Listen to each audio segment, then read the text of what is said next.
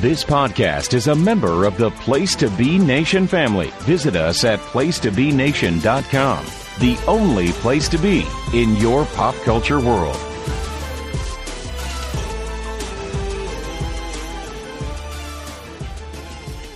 Place to Be Nation Wrestling Network. Welcome to the latest and hopefully greatest episode of Who's Next. I'm Indi Hartwell, one of your co-hosts here, and we're here to break down the latest, maybe less than a month or so of TV, just because of the time period of the year. We're going to cover basically NXT's WrestleMania Stand and Deliver, which my co-host and I broke down our predictions. Now we're going to go over and see how accurate we were, and then we're going to follow it up with the latest 3 weeks of television and kind of tell you, give our predictions on what's going to happen with the upcoming draft as far as the NXT brand, and kind of give our, thoughts where it could be headed, because like with Raw and Smackdown, aka the main roster, WrestleMania, or Stand and Deliver in this case, is kind of the ending and then the reset, and we get all new storylines, some new character changes, some new people coming in, some people going out.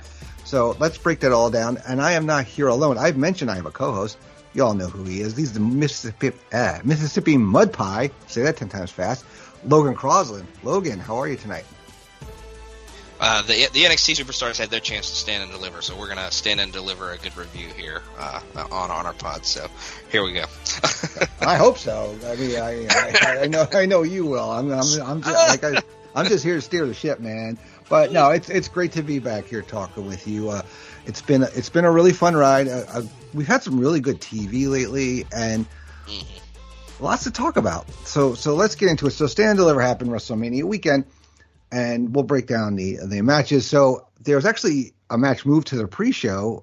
I don't know how you felt about it. I was kind of surprised. I didn't even know it was happening until somebody posted in one of our chats. But the battle for Chase U, basically, which was Chase U represented by Andre Chase, Duke Hudson, and Thea Hale, with Tyler Bate versus The Schism, Ava Raine, Jagger Reed, Joe Gacy, and Rip Fowler in a mixed person, 8-person tag match. So what do you think of the match being put on the pre-show, first of all, and then the match overall with Ava Raine doing her in-ring debut?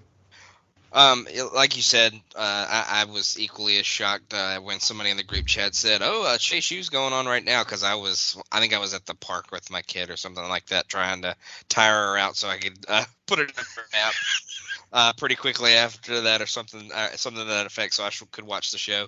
But yeah, I was surprised that they moved it to the pre-show, but if there was a match, this is probably the one. I thought the match was really good. It kind of exceeded my expectations. Ava was very green.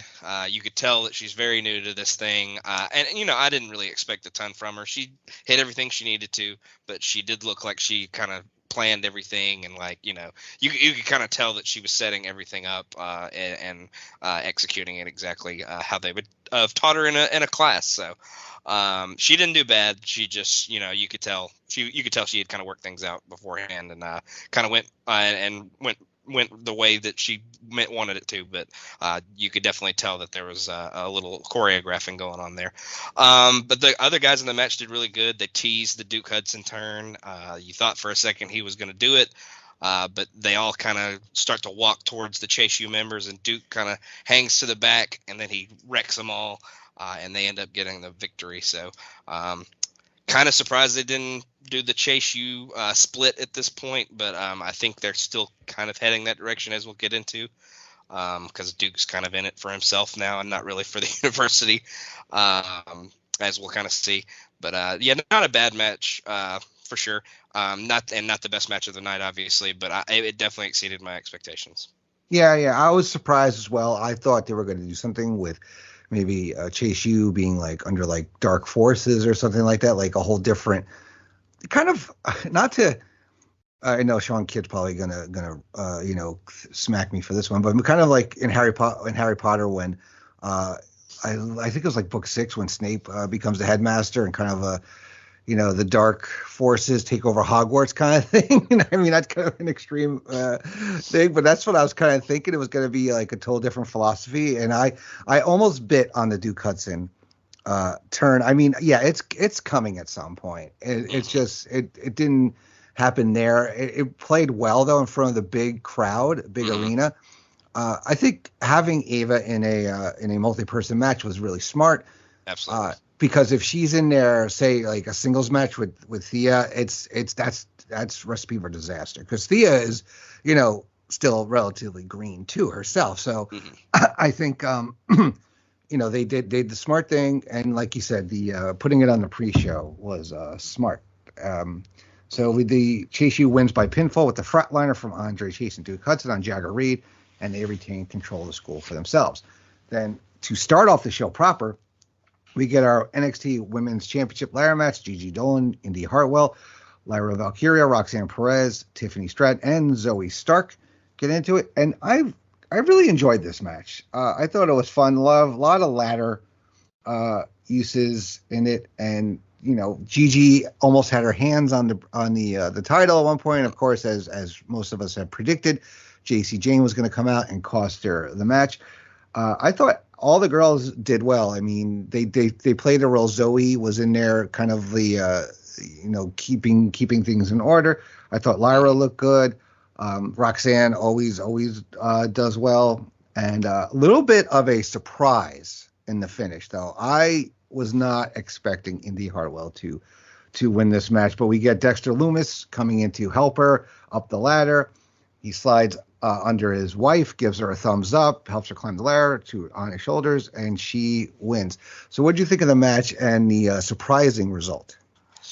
I think on our preview pod, or maybe the thing I did with Ryan before the show for the NoSo network, I think I said, like, I can't imagine why Indi Hartwell is in this match other than maybe the fact that they give her like a, oh, thanks for being here win, and she actually wins the thing. I did not at all think that was going to come true, but I did say that, so point for me. I'm just kidding. Yay, go Logan. I'm just playing. But yeah, definitely a surprising result. It does come off as like you've been here a long time, you've done good stuff, you've been great on TV, you've put over a lot of talent. Here's your prize at the end of the tunnel. I hate saying it like that, but I don't think this run is going to last too long. Even maybe they're having a big show next week, so maybe it ends next week. But yeah, definitely a surprising result. Indi did have a absolutely brutal ladder spot at one point. I think she like suplexed somebody or power slammed somebody on like the side of the ladder, and it just looked gnarly. But yeah, it had some sloppy spots throughout, but I mean, that's kind of what you want in a ladder match, and I think it proved its purpose. I think it was a good way to open the show. Had some cool spots. Had the obvious Jacy Jayne costing Gigi spot, though, you could see from a mile away. But I think all the girls, like you said, put in some good work. Would have liked to have seen Tiffany win, but I think that's coming down the road eventually. But yeah, definitely happy for Indi, but I don't think it's going to last too long. Yeah, it was a feel-good moment, definitely, for sure. When you think about, like, Lyra's not there yet. Zoe, I think her time is days are numbered, and not in a bad way, for NXT. Tiffany is going to have a run sooner than later, I think. And yeah, Gigi, I don't know. I honestly don't know where they're going to go with Gigi and Jacy. I mean, they're obviously, I think, both going to stay down. I think the Mandy being let go really had to really pivot with those two and kind of figure out what they're going to do with them. And Indi, I think, we'll talk about it. I think she loses it and then almost immediately is gone from the brand, I think. But we could talk about that more later. So we get a Danielle Cormier shot in the front row, and that leads us into our three-way match for the NXT tag team titles. We get the Creed brothers versus the D'Angelo family versus Gallus defending. This was a pretty hard fought match. A lot of stiff shots there. We get sorry, got lost in my notes, but We get, in the end of it, we get a whip into the double back suplex. Lorenzo into the cover. Joe Coffey pulls him out of the ring. Discus lariat takes Tony out, throwing Stacks back into a fireman's carry, and then Gallus wins by pinfall with the old boots of doom on Stacks. So, I mean, the right result happened here. I think the Creeds have. I don't know. I don't know. Like I said, I know we're getting a little ahead of ourselves. I don't know how long the Creeds may be on NXT longer, and I think the D'Angelos need a little more time as a team, I guess, to get up there. So Gallus, I see holding them for a while. What do you think of the match and the result? Yeah, it was definitely stiff and hard hitting, kind of like you said. But I don't ever think it got to that like next gear that I really kind of expected or wanted it to. It was still a really good match. Seeing Joe Coffey come in makes me kind of groan. I know. That's what I was thinking. I was like, oh boy, somebody's gonna be happy. Yeah, as soon as he popped up on the screen, I was like, oh boy. But I knew he was coming in eventually. If he's part of the package, he's gonna be part of the package. So I'm just gonna have to get used to it. But like you said, I think the result was right. Gallus needs to kind of hold these things for a little bit longer, at least. I think the Creeds are definitely. Probably main roster bound pretty soon. And I think, like you said, the D'Angelo family needs to marinate a little bit more as a team and get some more wins to kind of get themselves to the point where they could be realistic in defeating Gallus for the title. So definitely the right result. Maybe this one didn't live up to as much expectations, but it definitely was still a pretty good match. Yeah, I think the tag scene on the men's side in NXT is kind of in flux right now, with some teams breaking up and some teams possibly moving up. So I think having Gallus hold it until there's a real serious contender. Not saying the D'Angelos aren't a serious contender, but they need to cook more. Basically, they just got the meal just got put on the stove and it's underdone at the moment. So they got to build that team of Blade and Enofe up to. Oh God, no. I know how we feel about them. They're a serviceable team, I guess. Yeah.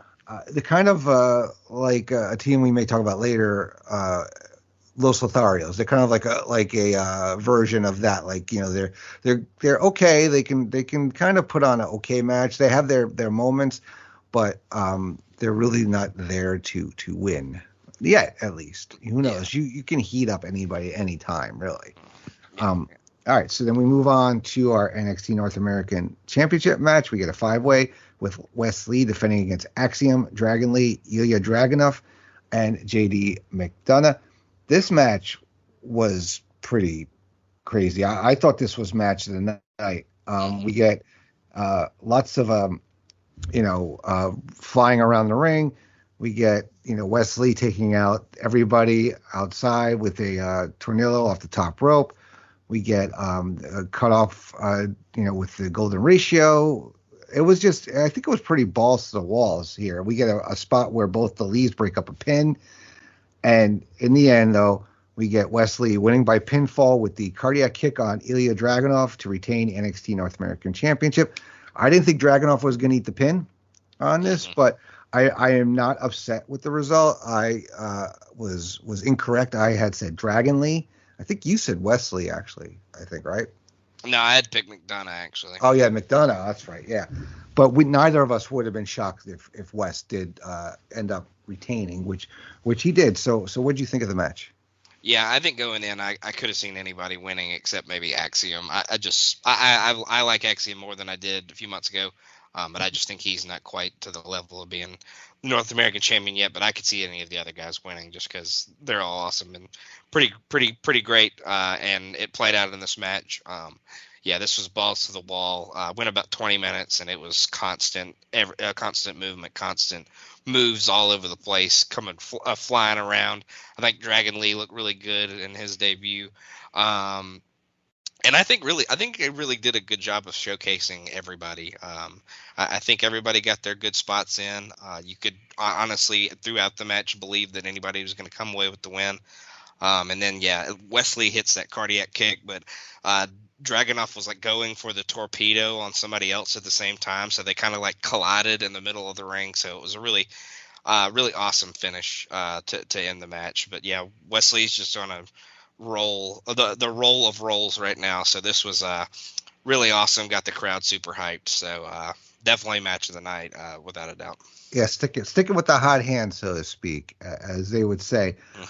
Yeah, I mean, this was a really well-paced, well-booked match. You know, with these multi-man matches, you can't have all 5 of them going all the time. You know, you got to have people like kind of quote-unquote get taken out where they're doing like a rest spot to give other guys a chance to shine for a moment. But everybody does get their spot, like you said. So that was really great. So throughout the show, we had our host Pretty Deadly kind of just playing like, I guess, cosplaying as like the Miz, so to speak, or you know, at times. I thought they were fine. They were there on the show. They're really good comic relief, and you know their facials, their reactions, you know, was a lot of fun. Anything thought on the Pretty Deadly hosting job they did? No, yeah, I think they were really funny. They kept trying to like interview the guys in the world title match, and they kept getting. They were too scared to go into Bron Breakker's locker room, and then I think Trick kind of told them to buzz off when they went over to Carmelo's locker room. So yeah, they're really good comedic characters and played it really well all night. So I thought they did a good job. All right, and that moves us on to our unsanctioned match: Grayson Waller versus Johnny Gargano. They pulled out all the stops here. We had trash cans, we had chairs, we had tables, we even had Candice LeRae ringside with Baby Wrestling, and we get her involved in the match where she is about to get hit with a kendo stick by Grayson Waller, and she ends up taking it away with help from her husband and beats the crap out of Grayson Waller. I mean, she really laid into him, and we get towards the end of the match, we get Gargano hits him with the escape. Waller claws his eyes to force the break, lays him out. Then we get a trash can on Johnny's head. He goes coast to coast, but Johnny won't stay down, setting up Johnny on the announce table, piling chairs on him. Gargano wakes up and throws the chair at him. He powerbombs Waller through the announce table. Then we get a low blow from Grayson Waller, rolling through Thunder Stunner back inside. Johnny kicks out, chair in hand. Grayson wallops Johnny, but Gargano comes back with a low blow of his own. Chair shots on chair shots, more chairs, horse collaring with him with one of them, hitting the chair on the other.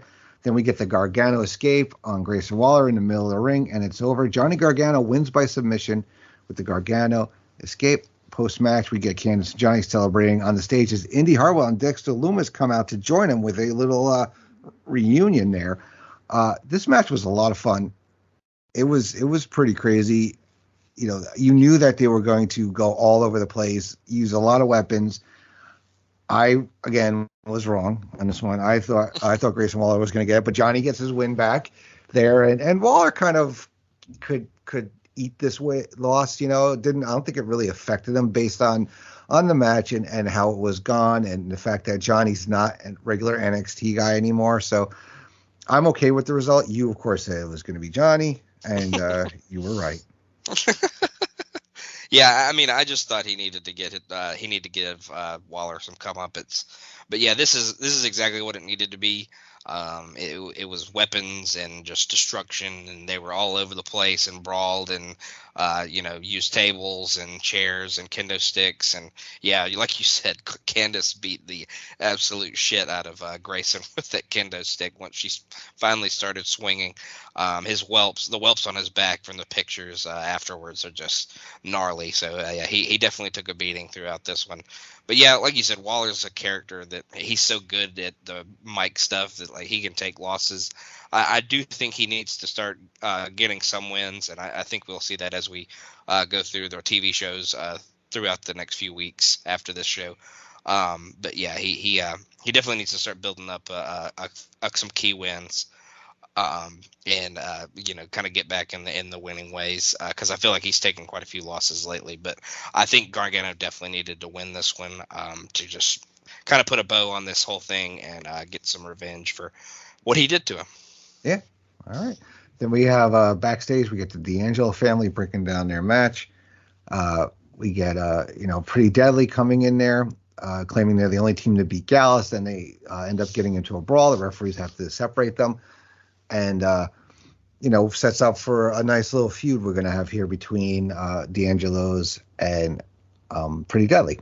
And we move on to the NXT Women's Tag Match. Alba Fire and Isla Dawn challenging Fallon Henley and Kiana James. Basically, this was fine for what it was. We get Kiana asking Brooks Jensen for a bag towards the end. Fallon and Josh beg him not to. She turns around to a super kick.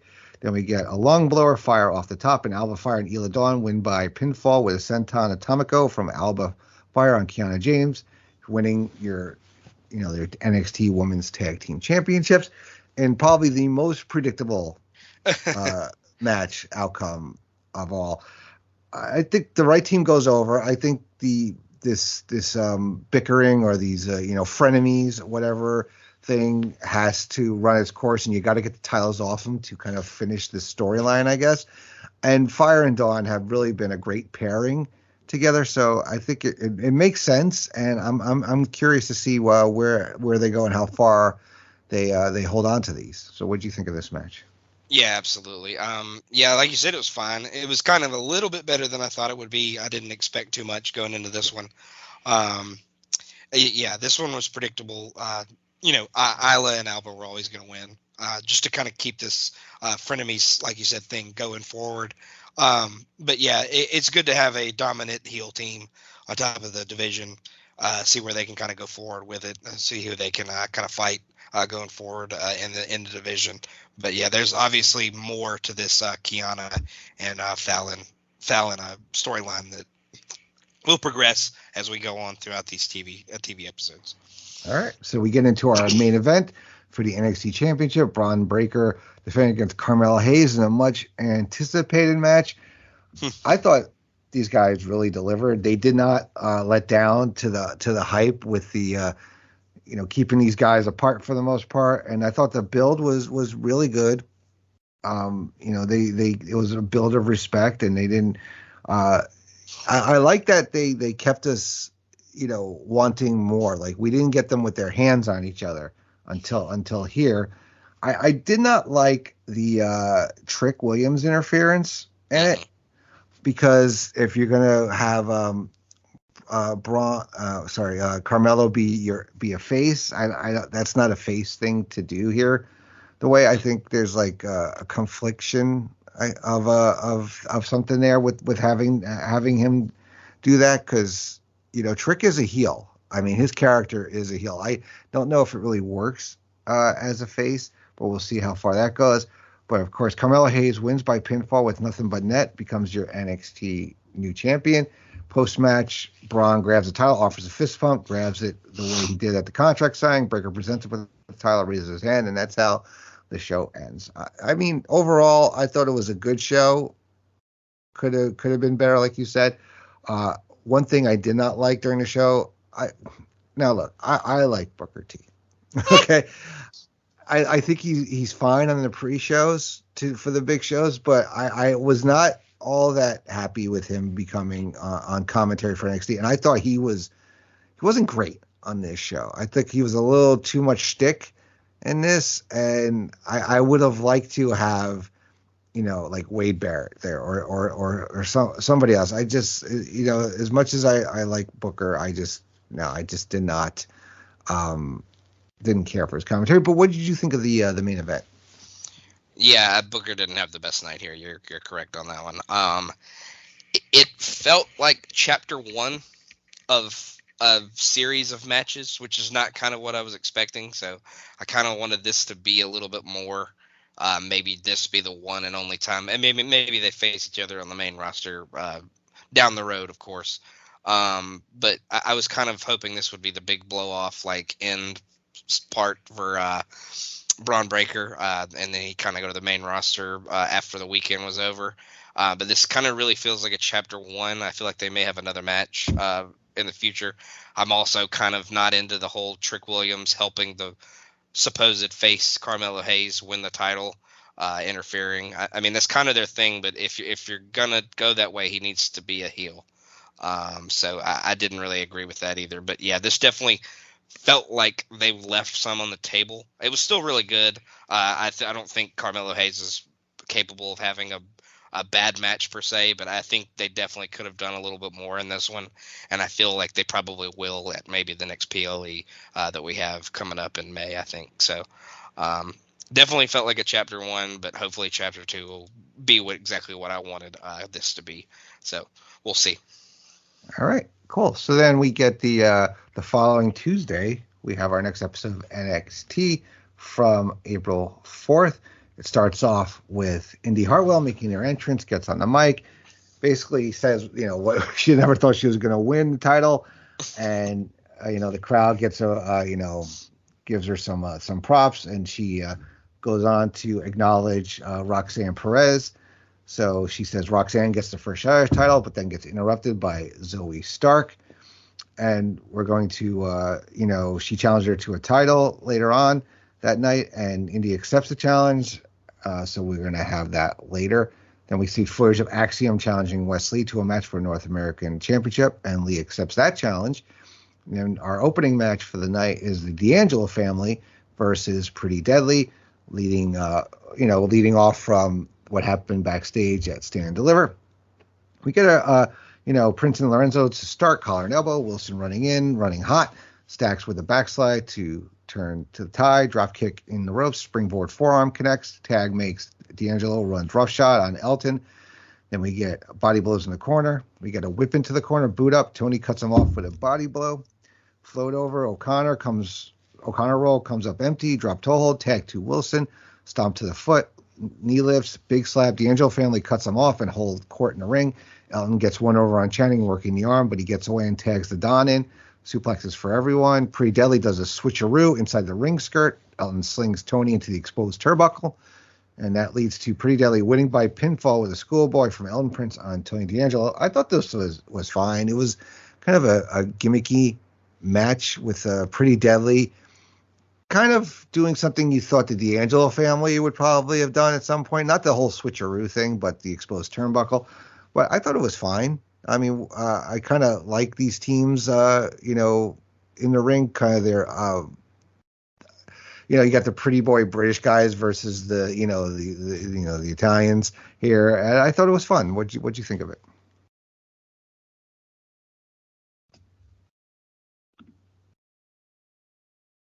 Hello? Are you muted? Yes, I am muted. Sorry. Sorry, it's okay. The rough and tough Italians taking on the British pretty boys for sure, as you kind of said.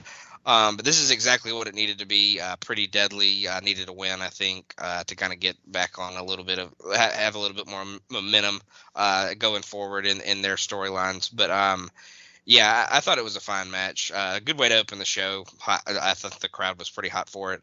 But yeah, Stacks and Tony don't lose anything because they Pretty Deadly kind of use nefarious means to get the win. So fine way to open the show, and a pretty solid match. Yeah. All right. So we get a promo video from Jacy Jayne, which she calls Gigi Dolin, a deluded soul and whatnot. And then we get our next match, which is Donovan Dijak versus Odyssey Jones. Big man match here. It's pretty much a squash where Dijak wins by pinfall with a diving moonsault. I think Odyssey Jones, I don't know really what they're going to do with him, but, it's kind of a, I think he's kind of, I don't know if they're going to build him up. I think he's still got to come back from his injury, but, this was fine for what it was. I mean, Dijak needs the wins too, because I think he needs some momentum. But what do you think of this? Yeah, it was kind of weird seeing Dijak up against somebody that's bigger than him because Dijak is huge and a hoss. So it was kind of cool seeing him face somebody that was kind of his size. But yeah, I don't really know where they're going with Odyssey Jones. They gave him some wins against like Von Wagner and a couple other and like Big Body Javi. Over the last few months and stuff, so it seems like they want to do something with him, but they kind of made him look like made him look a little weak here, and Dijak completely crushed him, which, I mean, I think he should have, but if they're going to do something with Odyssey, you'd think they would have made it a little more competitive, so definitely a weird match, but glad to see Dijak go over. All right. We get a Dragon Lee video package. Then we get a Gallus interview, saying if they thought they were a problem before, imagine how it'll be now. They're full of strength with Joe Coffey back. Now he's going after some gold himself, but first he's going to pick a couple of fights so people realize that it's their kingdom. So then we get a Dragon Lee versus Nathan Fraser match. And at the top, we get Noam Dar jumping the barricade with his Heritage Cup, cuts a promo about finally being here in NXT, says he's going to be watching for contenders to the cup, and he's on the tippy top, etc.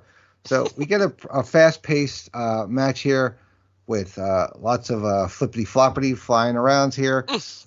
We get Lee floats over. He ends up hitting with a Liger bomb, and then he wins a pinfall with a running knee. So what do you think of Dragon Lee's first singles match in NXT and the showing up of Noam Dar? I'm a big after having watched a lot of NXT UK, I'm a big Noam Dar fan. I think he really shined when he started being in those Heritage Cup kind of matches. So I hope that's kind of a thing that they bring to regular NXT now, as he still kind of has the Heritage Cup. So we'll see if they start doing those kind of matches for him, because I really think he shined once they kind of started putting him in those. But yeah, the match was I thought the match was awesome. I thought it really showcased both guys. I think Dragon Lee has been super impressive, and I'll just say this now, but he's been impressive in every match I've seen him in so far in NXT. So, and this was no different. I thought it made Fraser look good as well. He obviously lost, but I think he looked very good in defeat. This went a little longer than I expected it to be. There were quite a few kickouts, but the fans are all over this one, so I think it was a really good match. All right, so then we go to class with Chase U. Andre Chase said it felt great to kick the shit out of Schism in front of the biggest stand deliver crowd in history. Thanks Tyler Bate for his hard work. Duke Hudson pipes up, looking for his own recognition, said he was going to give him special attention, but then he remembered what he said about trophies and awards and said he knew he wouldn't care. Hudson then gets up, said, "This is totally different, and the legacy he's created in Chase U is something worth honoring." Andre says he's damn right, and the next week they're going to have a ceremony to celebrate and award him the MVP trophy. So then we get, back from commercial, we get a vignette about the new tag champs talking about their win. So is what it is. Then we get a Wes Lee interview backstage, talking about how he, talking about how the match went at Stand Deliver, and then how everybody's going to wake up everybody when they go at it again tonight with him and Axiom. So then we get Indi Hartwell versus Zoe Stark for NXT Women's Championship. We get, sorry about that. We got, Hartwell out of the gate with a body slam, short arm lariat, super kick, float over. Indi with a big boot, sidesteps the falling elbow, kick to the temple, short whips into the corner, shoulder thrust. Stark goes down to a right hand, and Hartwell passes her to the apron. We get breaking Zoe's grip, snapping her neck into the top rope. Stark trips her up, and baseball slide sends her to the floor, and we go to break.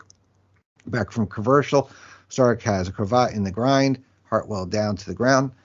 Out to the apron, missile dropkick, nobody home. Indi off the top, diving elbow, not enough. Following it up with a spine buster, but yet again, Zoe kicks out. Go behind, half Nelson suplex, roll through the rotating face breaker, but Indi falls to the floor. Back inside, back and forth, and then we get Indi Hartwell winning by pinfall with a crucifix pin to retain the NXT Women's Championship. Post-match, Tiffany Stratton makes her entrance, but before she can do anything, Cora Jade runs through the crowd. It's a butterfly DDT. She holds the title up before dropping on Indi's fallen body, and then Cora leaves and confronts Tiffany on her way out. So I thought, Indi looked good. She kind of wins with it's not like a decisive win. It's kind of with a crucifix. It's kind of like, oh, she got her kind of thing. I thought Zoe looked fine in this match, and then we get our next two real contenders for the title. So what are your thoughts here? Yeah, this was two ring generals going at it, so it wasn't the most exciting match, but definitely well worked. They had a good match. It's nothing to super excite you, but they did good work throughout it at the same time. But yeah, definitely a lot more about what happened after the match with Cora coming back and Tiffany obviously, still claiming her ascendancy to the title.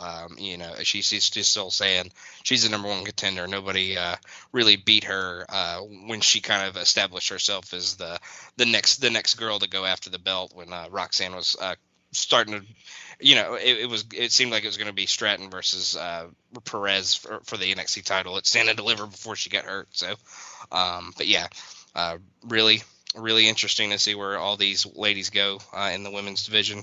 Kind of like you said, I think maybe Zoe is headed for greener pastures after this. So I think that might have been her last like big match that she might have. So, but I think it's definitely a good one. All right. So we get the whole drama with Brooks Jensen and Kiana James, where Brooks is trying to apologize to Kiana, and who's mad that he wouldn't give her bag. And Fallon Henley rolls up with Josh Briggs to yell at Kiana for not telling Brooks that she was cheating. And Kiana says they weren't exclusive, but everything changed after their first kiss, then changed again. It's not the same. And Jensen is beside himself. Josh tries to tell him that there's plenty of fish in the sea, but he says stay out of his relationship and storms off. Briggs says the tag title rematch next week is going to be a lot of fun, and Fallon agrees. And we get a memorial graphic for the passing of Bushwhacker Butch. And then we get a Cora Jade interview on the way to the parking lot. And then we got Lyra Valkyria rolling out to tell Cora that she can't escape fate. And that leads into a grudge match between Ivy Nile and Tatum Paxley. We get some back and forth. Ivy in control, but Tatum starts to overwhelm her. Reverse chinlock applied, but Ivy powers up, hits her with the lift. Body blows in the corner. Big elbow, kneeless, but Tatum gets up a boot. Canadian backbreaker, rack drop sends Paxley across the ring. Shoulder blocks, short spine buster into mounted punches. Corner drop kick, Tatum to the floor, back inside. Ivy gets her compassionate release and wins by submission. So what do you think of the drama continuing with our NXT soap opera, we're going to call it, and this Ivy Nile versus Tatum Paxley match? Yeah, the drama continued. We'll kind of see as we get into our later episodes how it continues to unfold. But yeah, definitely something that I kind of want to see the end of. But like I said, we'll see going into the future episodes on this episode of our podcast. But the Tatum Ivy match, it needed to happen, kind of blow off the whole turn from Tatum, and it obviously let Ivy get some revenge. She ends up tapping her out. So not a bad match, but nothing too special either. Yeah, nothing to write home about. It was a necessary match. Curious to see where they go with Tatum, whether she I for sure thought she was going to join up with Ela and Alba. Maybe it could still happen. The Coven, that's copyright here. And then Ivy is fine. I mean, does she I don't, if the Creeds go up, and again, we'll talk about it later, I don't think she goes with them, though. I think she's way too green to go up there. It's a recipe for disaster for her, actually. I think if she goes up there with them. Yeah, definitely. Yeah, definitely not. I think she definitely needs some more seasoning for sure. Yeah. So we get a Dragunov interview talking about respecting Wesley. We get Von Wagner interrupting, which basically leads us into a match setup for the week, the following week. And we get our North American Championship match, Axiom versus Wesley. And, of course, it's fast pace, lots of flying moves here. And we get into the match. We get handspring caught into a bicycle or sleeper. We get West flagging, but not failing. Small package for two, super kick from the ropes. Lee drags Axiom into position but the luchador knees him in the ribs when he goes for a whisper in the wind. Running knee, lying in wait, slide under the golden ratio, and then we get Wesley winning by pinfall with the cardiac kick, retaining the North American title. At post-match, we get Wesley helping Axiom to his feet. They both raise each other's hand. Scripps then appears over the PA and says that he sees Axiom crystal clear, his truth in the hidden corner of his mind, but Axiom is ready for the run-in and kicks him out of midair. What are we doing? That's all I have to say about Scripps. Like, what are we doing? This guy is supposed to be like this mysterious figure, and he's basically been a bitch to to everybody, especially Axiom. I thought the match was good. We knew the title wasn't going to change hands here. West hits that cardiac kick, which it can be hit or miss. I mean, it looks nice, but sometimes he doesn't. It's all about positioning in the ring and how he really hits it. But it was the right thing to do. It was a good TV match. What'd you think of it? Yeah, we'll talk about cardiac kick later that left a little bit to be desired. Yeah. But yeah, if you had told me like episode 1, around, I don't know what episode number we're on now, but whatever it is, if you had told me episode 1 that we would get a Axiom Scripts match or a series or whatever they're going to do with this, I probably would have quit the pod right then and there. So I'm just playing. But yeah, this is kind of like the match earlier, real balls to the wall, a lot of action, a lot of high flying. I think the Fraser Lee match was a little bit better than this one, but it got a little bit more time, I think. So, but yeah, this one was still pretty good. Two guys that just, I think, they're pretty much not capable of not having a good match. They're never going to have a bad match per se, but yeah, this one was definitely pretty good. But I think the other kind of North American division match from earlier was a little better. Yeah. All right. So we get Nathan Fraser interviewed backstage, talking about how he didn't start the year on a great note, but he knows down deep he can turn it around. And so it looks like we're starting to get a bit of a character build finally for Nathan Fraser. Kind of really didn't have much going on outside. I mean, good in the ring, but now I think they're going to, as we see in an upcoming episode, kind of what direction they want to go with him. Then we get a hype reel for 3 new NXT superstars, which I didn't really remember this one when I was just getting notes together. Do you remember who these 3 new ones are? Were they like new recruits that came in over the last few months? Was anything of note that you can remember from that? There are 3 new people. They're level up legends. I'll say that's another trademark by me in this podcast. But Tank Ledger, Danny Palmer, and Obo Feme are the 3 people. Okay. Danny Palmer's the girl. Tank Ledger's kind of the husky white guy, and then Obo Feme is the very, very large African American man that is quite the hoss. Tank is a hoss as well, but yeah, just 3 new prospects that they're really high on. That are level up legends, like I said. Okay, yeah, all right. So yeah, because we've been seeing Danny Palmer on like little packages with Saul Ruka lately, and also we get, and I think we got Obe coming soon. I think they did a hype reel on the last episode, which we'll get to. We get Carmella Hayes and Trick Williams out to the ring with basically Trick hyping his man up, Carmella talking about winning the title, and then we get he calls Bron out, enters Bron. Mella thanks him for coming out. They say they brought it to each other. It was really cool to present him with the title, and he appreciates that from him and all the people at NXT. Thanks, Bron. And you kind of really started to think that maybe this was a Bron's swan song, like he was going to say goodbye. Bron says he appreciates that and says the title has a great legacy, and it was his job and duty to pass the torch to the most respectful way he can. Gives a Tommaso Ciampa name drop, saying he did that for him, and that's why he did it for Carmella. He doesn't know what's next, but then he'll leave Mella with this. NXT is just as much about the superstars as the fans. They hear us every week, and it's his honor to congratulate Hayes as the crowd asks the crowd to give it up.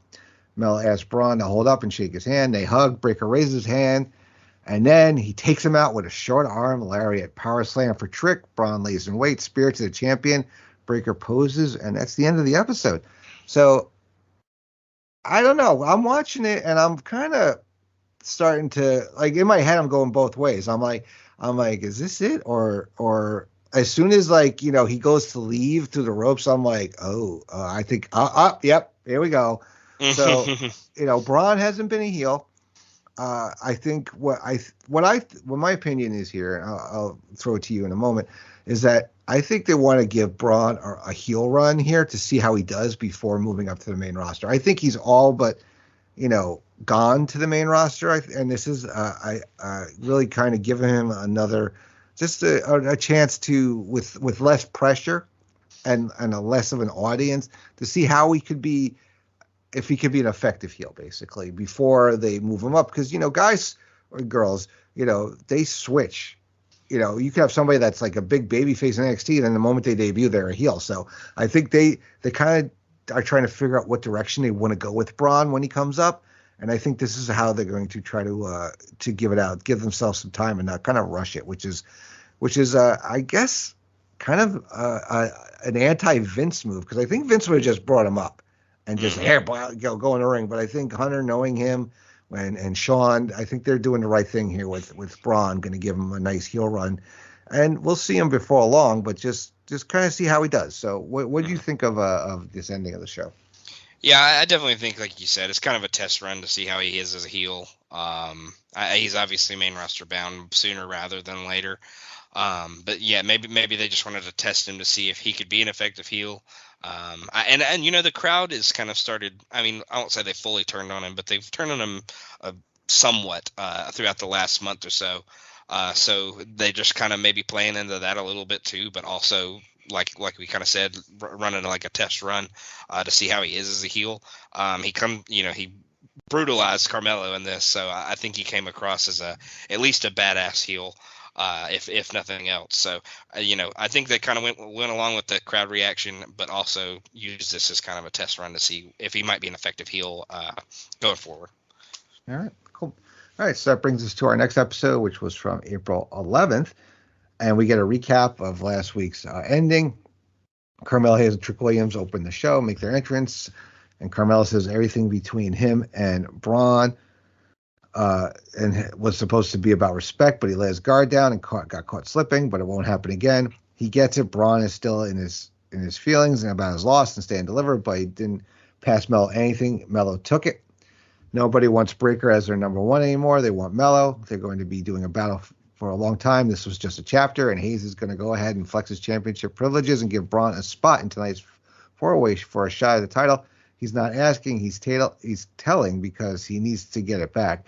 And then we get Dragon Lee interrupting, gets into the ring, offers a handshake, and congratulates the champion. He says, Melo says he wants, Dragon Lee just said Bron disrespected him. He understands that Melo wants revenge, but he came here to fight the best, and that the title says that Hayes is the best. Carmelo wants Breakker, but after he wins the Fatal 4-Way tonight, it's going to be the two of them. Carmelo warns him not to interrupt him again, but says he's new here in the last slide. So then we get JD McDonough coming in, basically saying that he should be in there in the match, basically. And there's what was that funny line? Melo makes a leprechaun joke, but gets cut off before he could say what really matters. Then we get Grayson Waller interrupting. He says they're all dumber than they look, and he's going to win the 4-way match tonight. Hayes asks who's going to do it, what it takes, and he says he sees a whole lot of them, but there can only be one him. So we have 3 spots because Bron, we don't know if he's going to be in this. So right now it's Dragon Lee, JD, and Grayson Waller. And what do you think of the opening here and the setup for this match later in the show? Yeah, I definitely think it's an interesting way to do it. I do wonder what JD or Grayson Waller have done to earn this title shot or a chance for a title shot, because they've had quite a few losses lately. I mean, they're 2 of the most over guys in the brand. I understand that. I'm kind of kidding, but they do have quite a few losses lately. But Dragon Lee at least has a win over Fraser last week. But yeah, it sets up for what is probably going to be a really exciting match between those 3 guys, plus whoever else ends up being in that last spot, if it's Bron or if it's somebody else that they put in there throughout the night. But definitely was excited and looking forward to this one. Mm-hmm. All right, so then we get Kiana James and Fallon Henley arguing backstage before their title match, which is as usual. Josh rolls up, tells them to focus on the titles. They all briefly wonder where Brooks is before taking their leave and sending us to break. Then we get a TikTok video of Saul Ruka and a pal who hasn't debuted yet, basically Danny Palmer, when Tiffany Stratton rolls up, telling them to stop making videos in her parking lot. And then we get our rematch for the women's tag titles with Alba Fire and Ela Dawn defending against Fallon and Kiana.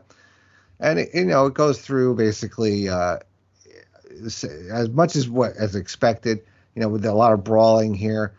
And then we get James coming in with a sunset flip for 2, getting some separation, tag to Henley, coming in hot, big X Factor, diving blockbuster cover, Fire breaks it up, kick combination duck, Dawn cracks one into the face and lays her out.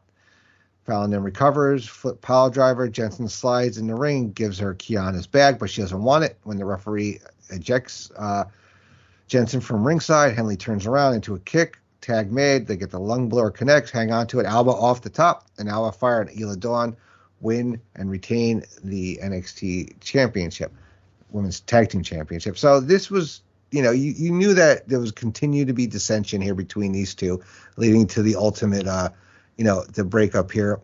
I'm not sure I like them. What's going on with Briggs and Jensen, because I think there's still gas in the tank for those two guys as a team, but it looks like there are cracks starting to form.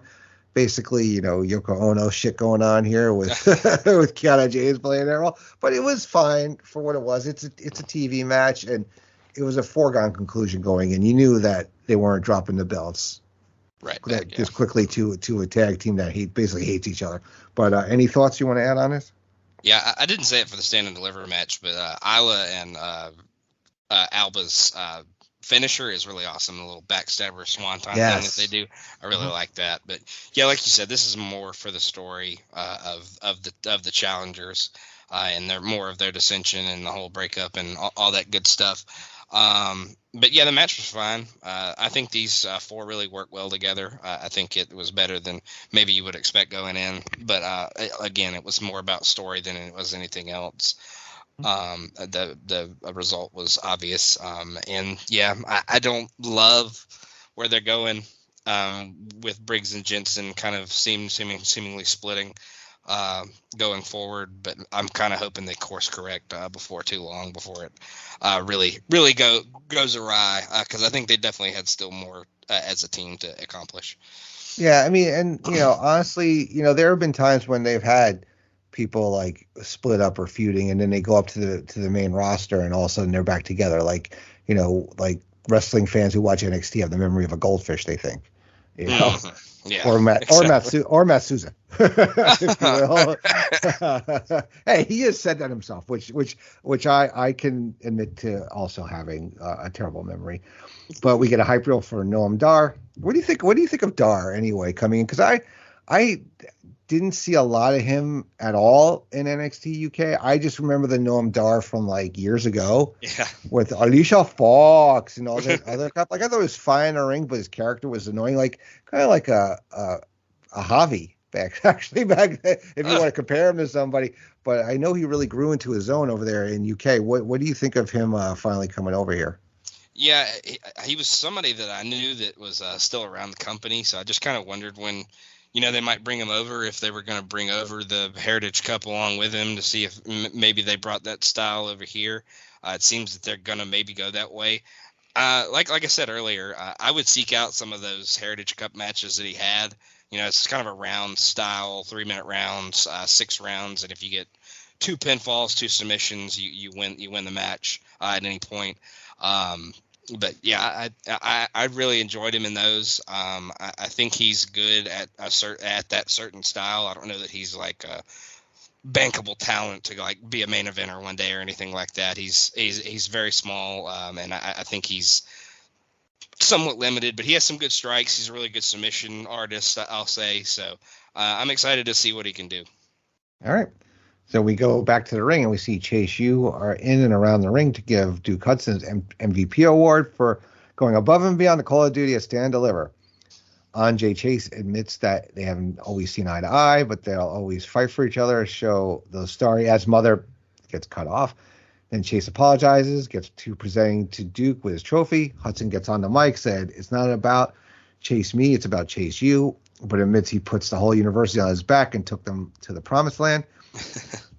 But he's not going to deny it was a group effort, and he just led the march toward evil. He thanks Andre Chase and Thea Hale and asks everyone to join in spelling Chase U out. And then we got Bron Breakker. He's a heel now because he's wearing all black. And he comes in to explain that he doesn't want to be in the number 1 contenders match later that night because the title is just a curse to him. And he doesn't need the approval of these scumbags anymore.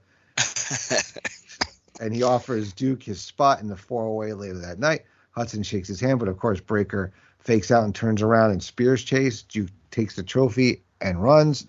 Braun grabs the Chase U flag and tears it up. So I thought this, continued on the Duke thing, which I really like. Poor Andre, getting eaten a spear. I thought It's a very by the numbers heel, promo, basically. Somebody who recently says, "Oh, you fans suck. You didn't like," it was very by the numbers. I thought it was fine for Braun. I do like the look though with the all black kind of thing. I think he's got the potential to be a good heel, and I think the writing the writing of the promo aside, I thought this was really good by Braun actually, and I thought it gets him a little something to do, until he gets back, with Carmelo.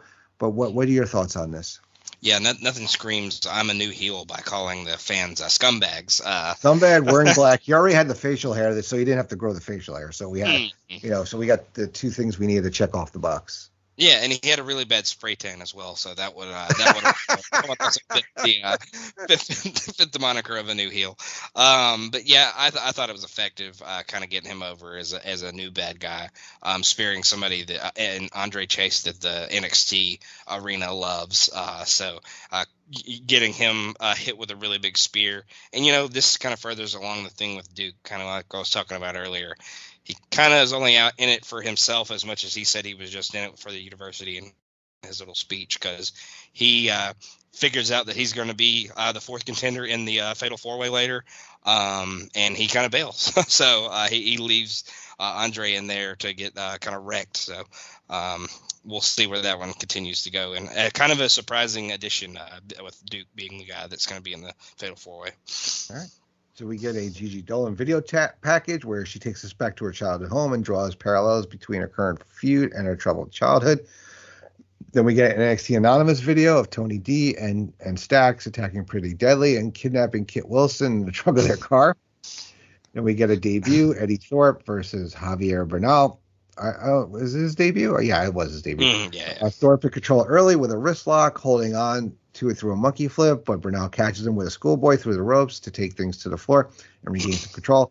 Back inside, Eddie with a big chop. Javi throws a kick off the ropes, one-handed bulldog, sliding lariat for the cover, and Thorpe kicks out. Thorpe with a soul and enziguri off the ropes. Elbow drop gets two, drawing Javi up. Reverse fall forward Blue Thunder driver, only two. Damon Kemp on the ramp. Eddie gets back on, and Eddie Thorpe wins by pinfall. I mean, I thought this was fine. I mean, Eddie's new. We need to see him more. Javi is playing his part, kind of the jobber to the stars right now. And yeah, I think, time will tell on Eddie Thorpe. And, Damon Kemp, I'm not high on that guy at all. So I don't know. I don't really, somebody like that and being involved with somebody new, I don't want him to get kind of like that rub off on him kind of thing, if you know what I mean. But what do you think of Eddie Thorpe in his debut here? Yeah, I wasn't excited seeing Damon Kemp come out and observe this match. But yeah, this is pretty much another level up kind of main event every other week, something like that. These guys are always in kind of the featured match of one of those shows. So it's a match I've seen before because I'm a maniac and actually watch Level Up sometimes. But yeah, Thorpe I think has potential. I think he did some indie stuff, and he's a pretty good hand as from what I've seen so far. So I think it will be interesting to see where maybe his character develops going forward. But yeah, it wasn't ever going to be anything impressive because it was basically a squash just to kind of feature the new guy. So I think he looked good, and I'm interested to see where he goes. All right. So we get footage from earlier in the day with Gallus confronting a big lad who was that tank guy, right? You were talking about? Tank Ledger, yeah. Tank Ledger. For training for his debut and suggests moving up to tonight. They turn and see the Schism, still featuring Rip Fowler and Jagger Reed, who, by the reports online, which, you should always believe, the dirt sheets, that they had asked for their release and was granted. But obviously not. Is there any news there that you've heard? Anything of different or? Yeah, I heard it was granted, and then I feel like a few days later that I don't want to say it wasn't granted, but it was like they basically agreed to like work out their contract maybe. So I don't know when their contract expires, but I think I read something else about it. I don't exactly remember what it was, but it was that they didn't get their release, but they were going to leave at some point. Oh, okay. So they're gonna play out the string basically. Yeah, exactly. All right. So we get a setup for later on, and we get Tiffany Stratton coming out. We go to break, back for commercial. We get a cryptid scripts video aimed at Axiom, threatening to expose him. Then we get Saul Ruka versus Tiffany Stratton. I mean, I thought this was fine. I think Saul had to come back down to earth a bit here over the last few weeks, because I think they had been pushing her a little too fast. I think the Saul Snatcher is a fun move, but it's not enough. And I think she needs to be able to put together a little bit more in the ring. But I think she's on her way. But Tiffany is there. I mean, her fireman's carry to the Finley roll, the double jump, and then the moonsault. She's been so crisp with hitting that lately. I think that's going to be the winning her the NXT Women's Championship. But yeah, Tiffany, needs to, have some wins to really build her up. I mean, the character thing, but she hadn't been in the ring as much, and I think, getting her a bunch of wins in a row really, makes her a strong contender. And, I think she's the odds-on favorite to win the title next. But what do you think of this match here? And then, of course, you don't have to talk about the scripts thing if you don't want to, because I know how much you love that. Yeah, there's not too much more to add on that one anyways. Yeah, Tiffany was out for a while with the injury, so it's really good to see her keep getting built up this way, getting a bunch of wins, looking super impressive in doing so. Kind of like you said, that whole setup to the the super best moonsault ever that she does is really awesome. She hits crisply every time, kind of like you said. So yeah, they're booking her perfectly to kind of let her ascend into that maybe future champion role. All right. So we get Duke Hudson working out while Andre Chase gets iced up. He thanks Andre for taking one for the team, says he's going to bring the gold home for Chase U. We get Cora Jade working backstage, and we get Diamond Mine interviewed, where Ivy says she took care of Tatum, and Julius issues a challenge to Gallows for the tag titles. They're not concerned about Schism, and they'll be out there when Joe Coffey is in action later in the night. And we get Tiffany Stratton rolling up to Crow about winning another match and be confused as why she hasn't gotten a title match. Then we get Cora Jade making her entrance, gets on the mic, and calls out like all the women basically. And I don't know if I felt bad for Cora here, because this thing went on way too long, and she had to carry this. And she tried. She did her best. I'm not saying it was bad. It just was awkward. Yeah. A little bit to me. And then we get Lyra Valkyria coming out to interrupt. She asks why Cora is the way she is, blah, blah, blah. And, we basically are setting up with a Cora-Lyra feud here. And, Cora slaps her, laughs about. Lyra takes her down with a kick and throws her out onto the floor. So I think that's basically going to occupy her, girls, because I think she would be, if it wasn't for Tiffany, she'd probably be the one I think that would take the title off Indi. But what do you think of this promo? Because I like I said, I don't fault Cora on this. I just thought it came off kind of awkward, because it was like a little long, and she really had to carry this promo for quite some time. Like, to me, like it must have felt like an eternity to her. Yeah, and I felt like she started to get really repetitive as she went. Yes. I feel like she started using like the same phrasages for everything. So I kind of think they set her up to not to fail. I don't think she failed necessarily. I think she did as good as she could with it. But however they scripted this, or however they approached her with what she was supposed to say here, it didn't really set her up for success. She did the best she could with it, kind of like you said. But yeah, this just wasn't like the best way to get her. I don't think she needed to call out everybody.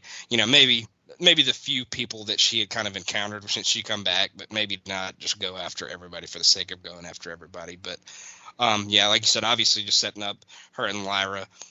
Good first match, good first kind of feud to come back into for her. So we'll see how their match ends up being. Mm-hmm. We get a Wesley interview. Says he still has a chip on his shoulder, but with the talent here, he has to stay on point, and he want to make sure his talents are. And then he gets interrupted by Drew Gulak and Charlie Dempsey. Gulak congratulates him on the match against Axiom last week, but asks what it's like when he's grounded. Dempsey asks how he's supposed to run when his ligaments are torn and has no option but to tap out. Lee says he sees where this is going, and if they want a match, they just have to ask. So then we get Ilya Dragunov versus Von Wagner. Wagner with a boot out of the gate, punches in the corner, back elbow, corner body avalanche, then a hard whip across. Ilya gets the elbow up, front chancery attempt, block, swinging back suplex connects, and Von's back in control. Constantine special connects, cradle German suplex on the big man, Dragunov up top. Wagner cuts him off, military press slam, butterfly suplex slam, only two. Big boot gets a roundhouse kick, falling elbow. Ilya follows up effectively, and then wins by pinfall with the torpedo Moscow, and Robert Stone will no longer manage Von Wagner as a result. Post-match, Robert Stone walks out as promised, and then Donovan Dijak's music plays, and he appears on the apron behind Dragunov, who smiles and laughs when he realizes. He turns to face him as he re-enters the ring. Dijak says if pain makes Ilya feel alive, he's going to make him immortal. So, I mean, the whole Drew and Charlie thing, it's not connecting with me for some reason. It's They kind haven't fleshed it out at all. Like they it's dull kind of thing. Dempsey looks like, like I said, he always has that look on his face like he just took a stiff shot of whiskey, like his teeth back. I mean, Drew is fine. Dragunov, beating up Von Wagner, who no idea what they're going to do with this guy. Breaking him off from Robert Stone. I don't know if that's the best idea, but I'm looking forward to Dragunov and Dijak mixing it up. I think that's the best thing to come out of this. What do you think? Yeah. I'm looking forward to that one as well. I just don't think they've given Dempsey and Gulak enough time. I don't think they've gotten enough feature to kind of explain why their partnership is a thing and why they think they can be successful as a team. So I just don't think that they've been given the time to kind of really explain their whole thing. Wagner Dragunov was just to get Dragunov a win, get him back in his winning ways, and obviously to set up this program with Dijak. And then Wagner breaking off with Mr. Stone, question mark. This thing's been building for a while, but I obviously we'll see as we go through the rest of the episode that it may not necessarily be over, but it's supposed to be. We'll say that. All right. So we get Tank Ledger working out backstage when Hank Walker rolls up on him, gives him a pet talk. Tank says he gets to show the world what he's all about. Then we get Gallus coming out to make their entrance. And then we get Joe Coffey versus Tank Ledger. I mean, it was fine. I mean, Tank looks okay. I mean, he's young, so there's a lot of time here. And your favorite guy, Joe Coffey, ends up getting the win with the discus lariat. And then we get the Schism jumping Gallus post-match. Huge brawl breaks out. They got to get these new people on TV, so and expose them. They're going to take their losses, but who knows where these guys are going to be, like Hank Walker and Tank will be like 6 months, a year from now. I mean, I don't have the Joe Coffey hate because I haven't, been exposed to him as much as you have. So any thoughts on this? And then the, I guess, Gallus versus Schism, which kind of, I believe these guys had some feuds over in NXT UK, right? Between the Grizzly Young Vets and Gallus, right? Yeah, they definitely had some matches along the way. And Coffey's really not as bad as I act like he is. He just bores me for the most part. They pushed him a lot, and I think that there were just better guys that could have been in his spot a lot in NXT UK, so that was just more my issue with him. But this match, was just to feature him, kind of get him exposed to the NXT United States audience, of course, for the people that didn't watch NXT UK, kind of put him out there, and then feature this new guy, Tank, that is going to be with us going forward. But Yeah, it wasn't anything special, but like I said, it was just kind of to feature Coffee in his first singles match, but nothing special. Yeah, they couldn't have Javi get beat up by everybody, right? Yeah, exactly. So then we go backstage. Tony and Stax are chatting up about what a success Operation Crowbar was when Roxanne rolls up. She says she's ready to win her title back, and after what Zoe Stark said about her, she's glad Karma and Indi got her back. Tony offers his services if she ever needs them, someone to have her back. Then Zoe rolls up to mock her, and Roxanne has enough strength to beat her next week. Stax has something to say, but Pretty Deadly jumps them from behind and beat them down for their trouble. And then we go to break. And then we get our main event, which is our four-way for the NXT Championship #1 contender. Dragon Lee versus Duke Hudson versus Grayson Waller versus JD McDonough.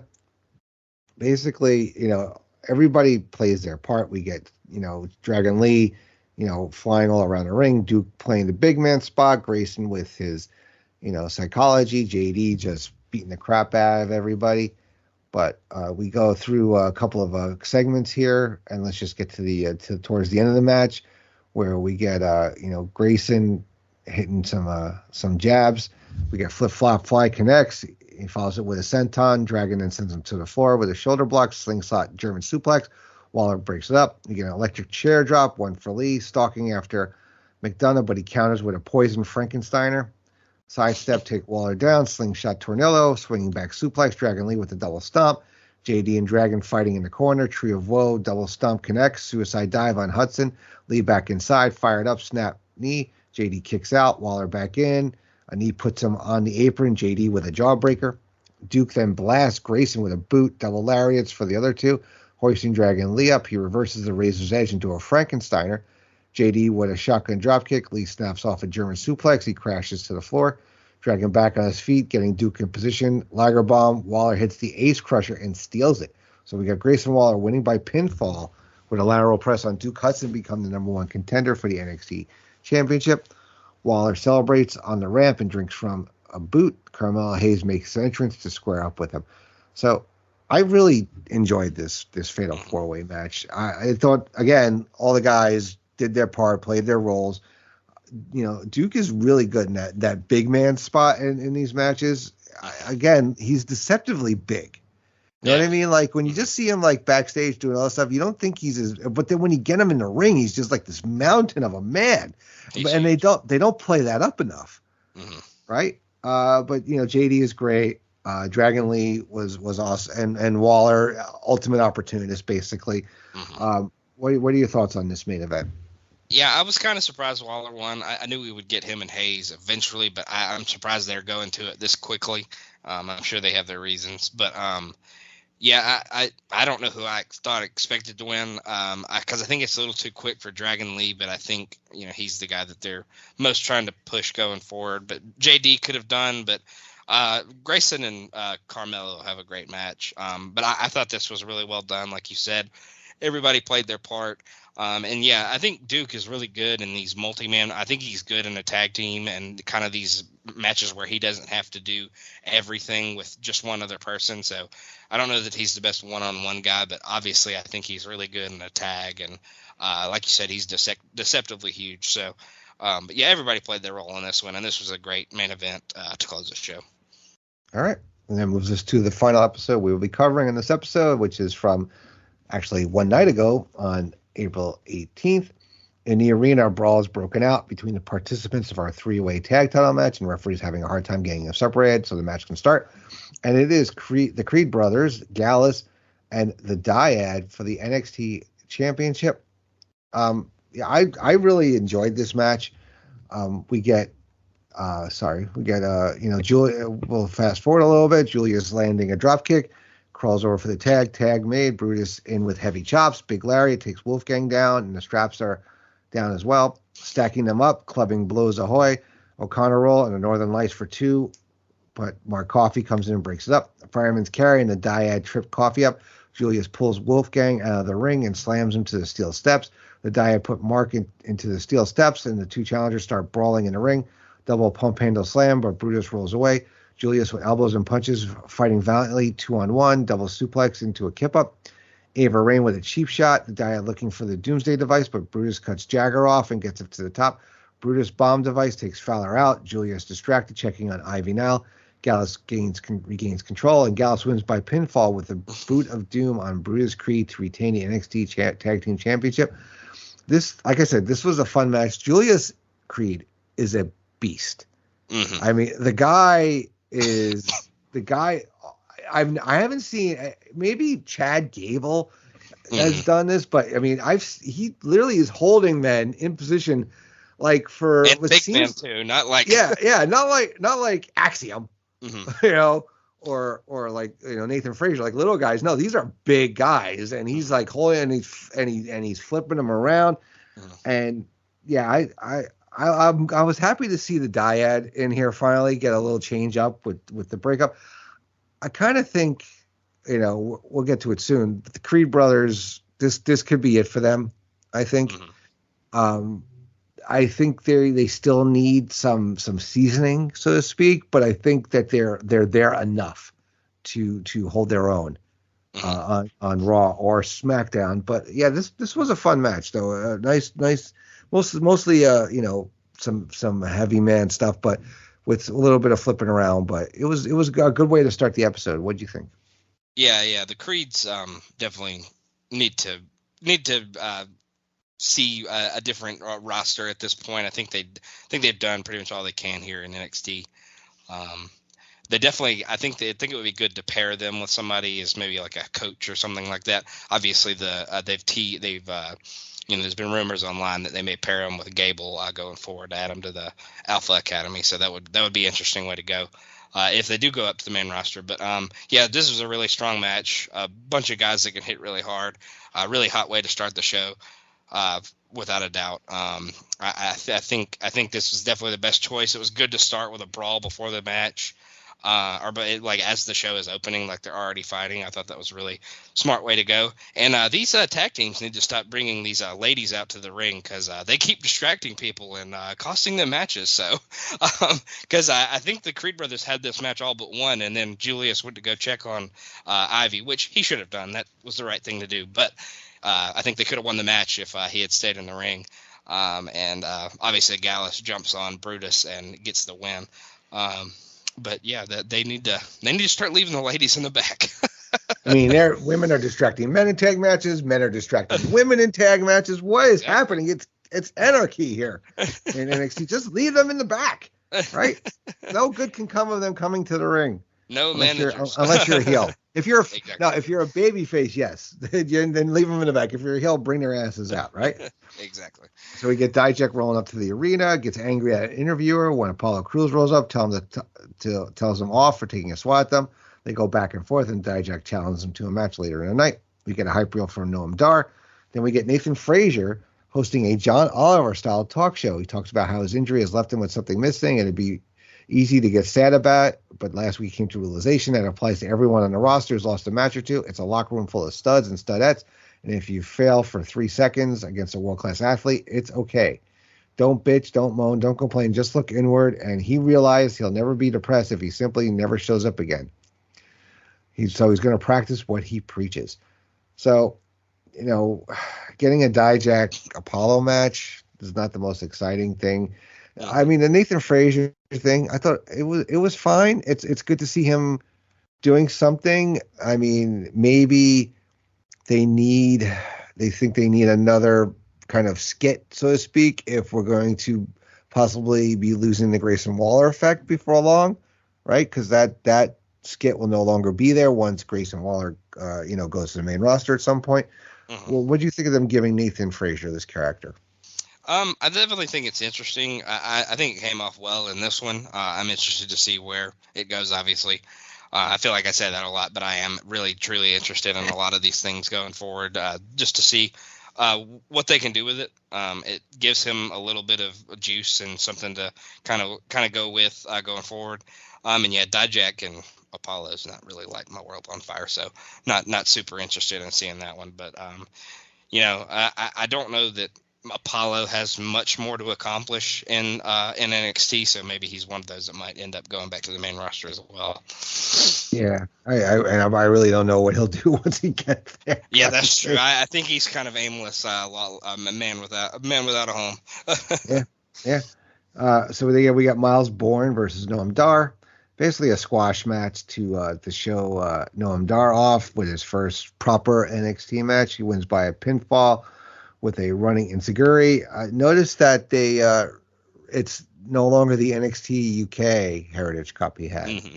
So there was a little change there. So Mm-hmm. maybe it's coming, like you had said. And then we get Roxanne Perez cutting a promo on Zoe, and Tiffany Stratton is listening, and if she has to go through her to get her title back, that's what she'll do. So what do you think of this Noam Dar squash match? Yeah, I mean, it was just to showcase him, kind of like you said. So, glad to see him in a match. Like you said, they stopped calling it. They took away the NXT UK part of the Heritage Cup, so hopefully he'll defend it going forward, and they'll have those like British round style matches. We'll see as the shows go on. But like I said, I keep saying I'm excited to have him around. And then Roxanne's ready to go for this match with Zoe Stark, and so we'll see how that one goes. All right. So we get back from commercial. Josh Briggs is having a chat with Kiana James. She doesn't like him, but she'll hear him out, and he wants her to get Brooks Jensen to talk to him. He begs, reminding her he helped her and Fallon stick together with her in the team, and his relationship with Brooks can't end like this. Kiana tells him to talk to him himself, and Brooks walks in through the door. Kiana has given him a thorough makeover, and he asks Josh to leave. Josh begs him to come have a cold one, talk it out, and Jensen says they're not family, and he's tired of being treated like a kid. Briggs says he's always felt he was like a brother, and he doesn't know who he's talking to. Brooks then tells him to leave. So, I watched this, last night, and I instantly messaged you, like, I'm getting serious York Foundation vibes here from the way, Brooks's hair was like all like, straight back in a ponytail. He's got nice clothes on. He's got, his mustache is somewhat not terrible. Basically, yeah, he's kind of gone from country mouse to city mouse, so to speak. Mm-hmm. I don't mind the character change, but like I said earlier, and you also said, I think these guys got some more in the tank as a tag team, but we'll see what happens. What'd you think of this when Brooks came on screen? Yeah, he definitely gave me some computerized Man of the '90s Terrence Taylor vibes from WCW. I was getting more Richard Morton. yeah, that too. That could work as well. But yeah, definitely got some of those vibes. As soon as you said that, I was like, yep, that makes total sense. But I think there's definitely more in the tank for them as a tag team. So I'm hoping, maybe Kiana ends up being kind of the bad guy in this situation, and her and Brooks break it off relatively quickly, and they get back together, Briggs and Jensen. But we'll see. All right. So we get Odyssey Jones in the ring for a match, but Bron Breakker comes out and spears him out of nowhere. Bron gets in the mic, starts talking trash about fat rednecks, and says he had to come out here and put a stop to the pathetic Chase U award ceremony where everybody gets a trophy. They're all clowns, and if you want to be clowns, join the circus because it's not happening on his time. Odyssey Jones felt it, Carmella Hayes felt it, and Andre Chase felt it, and he's coming forward, and then we get enter Duke Hudson. He tells Breakker to keep Andre's name out of his damn mouth. Basically, he challenges him to a Chase U size ass whooping, and it'll be a battle of the giants when Braun goes up against the man himself, the legend, the beacon of hope, the beating heart of Chase University, Andre Chase. And Braun tells Andre to enjoy these last 7 days. He has to breathe because he's going to spear his little ass in half and end Chase U. So, I don't know. Maybe Odyssey was hanging out too much with, Inofi and Blade, and the stink kind of rubbed off on him because this is the second week in a row he's looking like a bitch, basically. Mm-hmm. I did like this promo here by Braun and continuing, how you act like a heel, basically heel 101. You call the fans, the derogatory names, and you shit on them, and then we get Duke continuing on his I'm here for Chase, but not really kind of thing, where he challenges to a match but it's not him. It's going to be Andre next week. I don't see it ending well for Andre on the next episode. But what do you think of the Bron and Duke stuff here? Yeah, it was good to kind of continue to use Chase U because the NXT arena loves Chase U. They have the whole section, and everybody's into the whole Chase U thing. So it's good to use that as a way to get Bron more over as a heel. Another solid promo by him. And I love Duke building it up, and then saying Andre Chase and not himself. So, good little work there by Duke. But I don't see this match ending too well for Mr. Chase. Are all the people in the Chase U section, are those all PC people? You think? Some of them probably are, but some of them I think are just, hey, will you wear the shirt, kind of thing. And sit in the section. Okay. Yeah, and sit in the section. So I think it's partial, maybe some recruit kind of people, but also just fans that they say, hey, you mind wearing a Chase U shirt and sitting in the Chase U section? So I was just wondering because there were a couple of hotties in the section, so I was like, we're going to see that at some point. So then we got a Cora Jade interview. She says that she was being nice last week, and the only thing she regrets is Lyra Valkyria interrupting her before she could finish running down the roster, which we were all grateful for that interruption. Then we get Gigi Dolin rolling up saying that Cora is displacing her anger and that her big Instagram famous ass is going to kick hers tonight.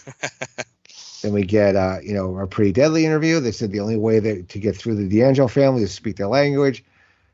So they basically... Kid had a bad time recounting it being kidnapped by the alleged baby faces here. They'll happily hand out another beating and play by their rules. Anything goes next week.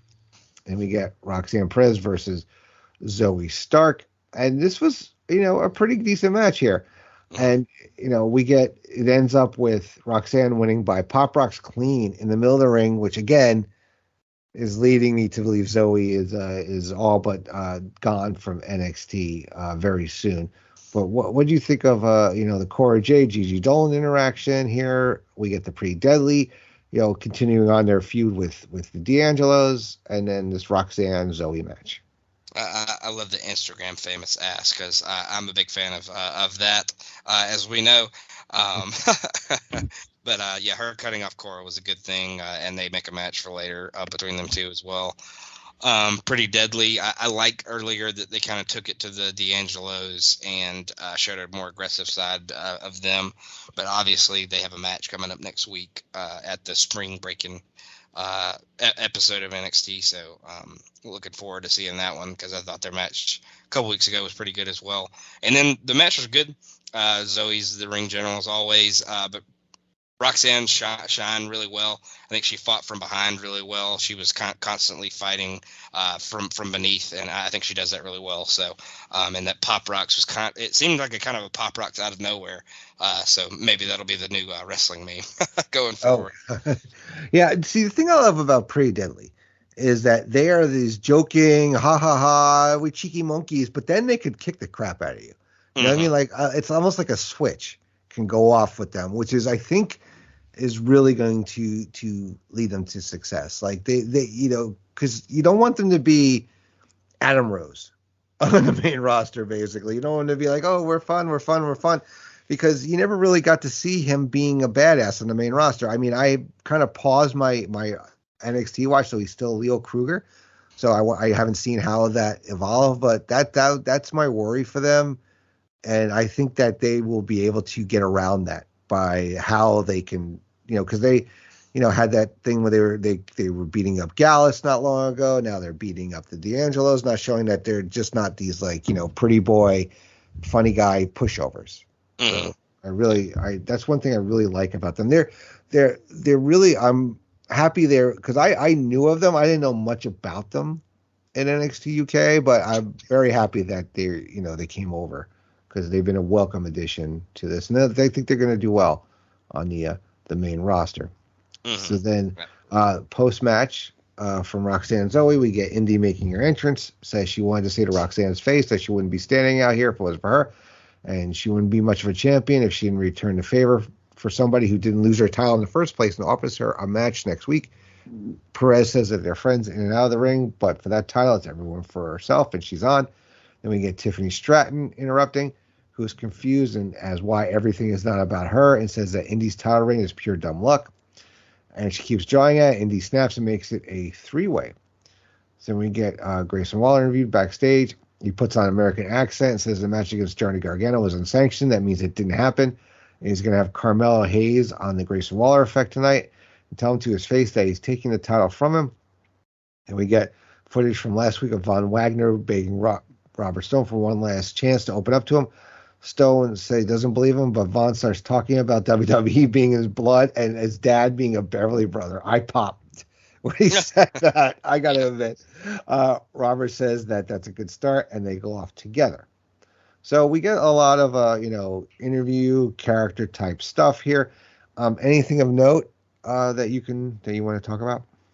Yeah, I think the triple threat will be fun next week at Spring Break. And I don't know if you had the problem with this that I did, but I kept thinking that they were saying Spring Break in, like they were going to break in something.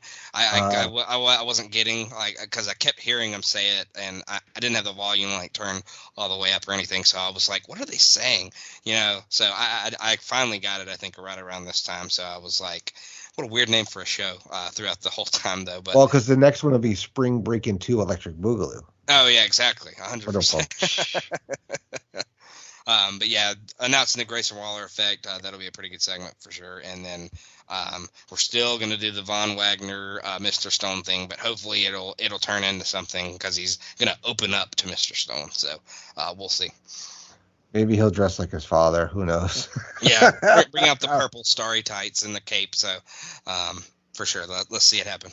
I was okay with the Beverly Brothers. I mean, I remember when they had the first manager was the Coach, and then they really got, it was kind of the thing, almost like the Rougeaus, like you give them a manager that could actually talk though when they were with the Genius, and they weren't bad, The Brothers Beverly. Yes, the Brothers Beverly. All right, so then we get an Axiom promo where he looks in the mirror and talks about how Axiom is his identity, but Scripps distorts his voice to obscure his identity and sow fear. And when he beats him, he'll unmask him and reveal him to the world. Like, we don't know it's friggin' Reggie, Christ's sake. We get another. I know. We get a Salt Ruka TikTok featuring Tank Ledger being congratulated on his debut. Then we get Cora Jade versus Gigi Dolin. A good back and forth match here. And we get basically later on in the match, we get Gigi reversing and punctuating, a Japanese stranglehold with a lung blower, forearms into the ropes, whip across, big boot is sloppy, but does the deal. Another boot, arm wringer, roundhouse kick for a glancing blow, and Cora blasts her with a forearm. Catch the knee in the ropes. Jade shifts, sunset flip. Jacy Jayne runs in, but her interference goes nowhere, and Gigi slams her into the ring, knocking her to the floor, throwing her into the steps, and then throwing Jacy over the announce steps. Gigi breaks the count, and Jade blasts her with a rising knee and follows it up.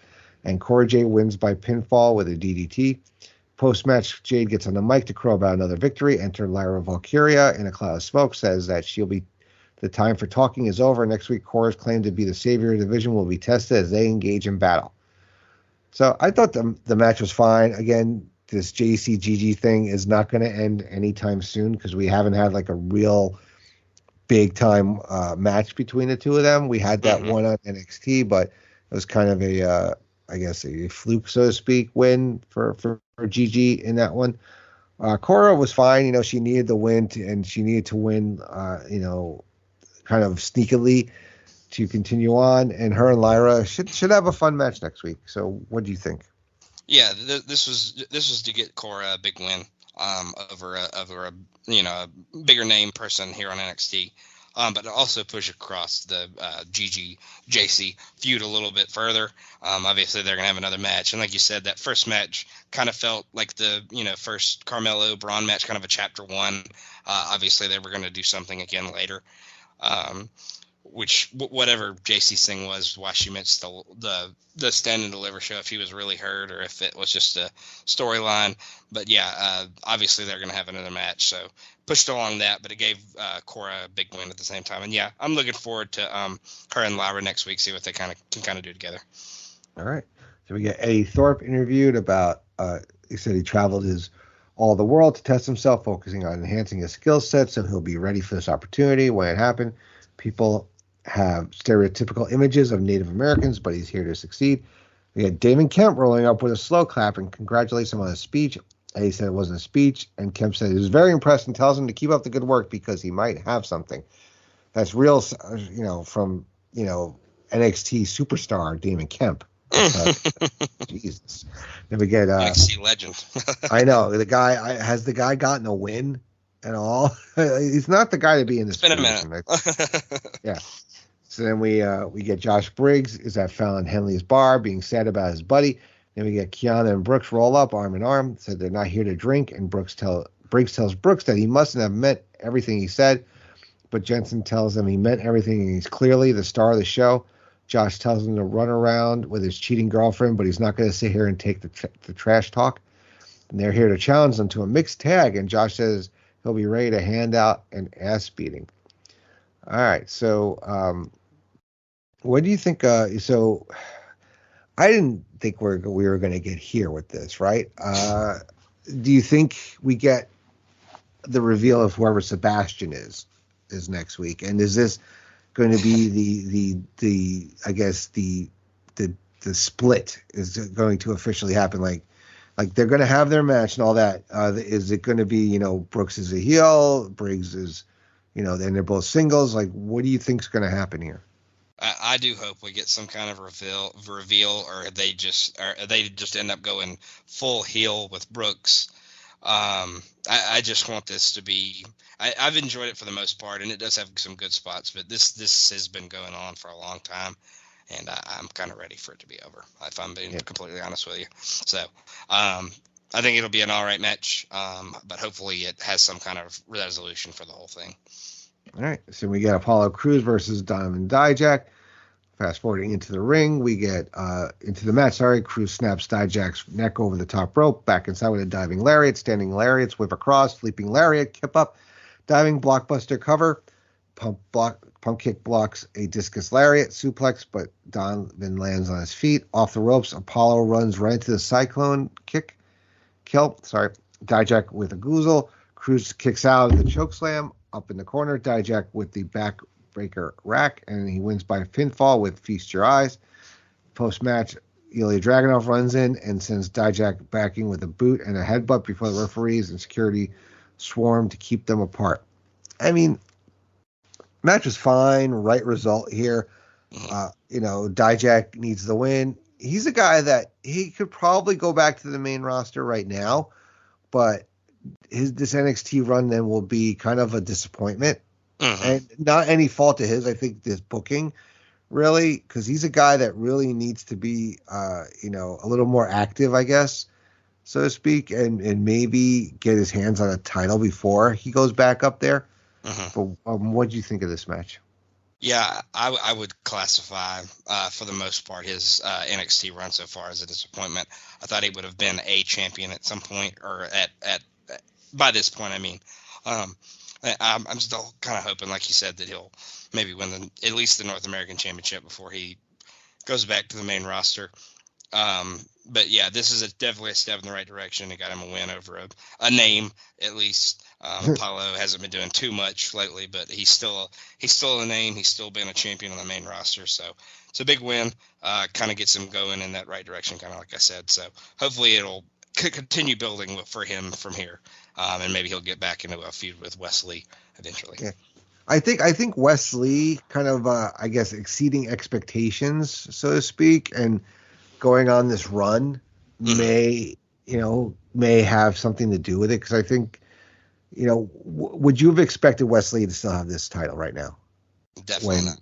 No. So I think maybe him just being so over and doing so well in these matches, they kind of want to stay with the hot hand for now, which I think has maybe derailed some plans for some other people that they may have originally penciled in for runs in this time period. But we'll see. Yeah, I definitely think though Dijak will and should and will win at least the North American title at some point before he heads back up. There's no rush on him to go back up to the main roster, but I'm just putting it out there.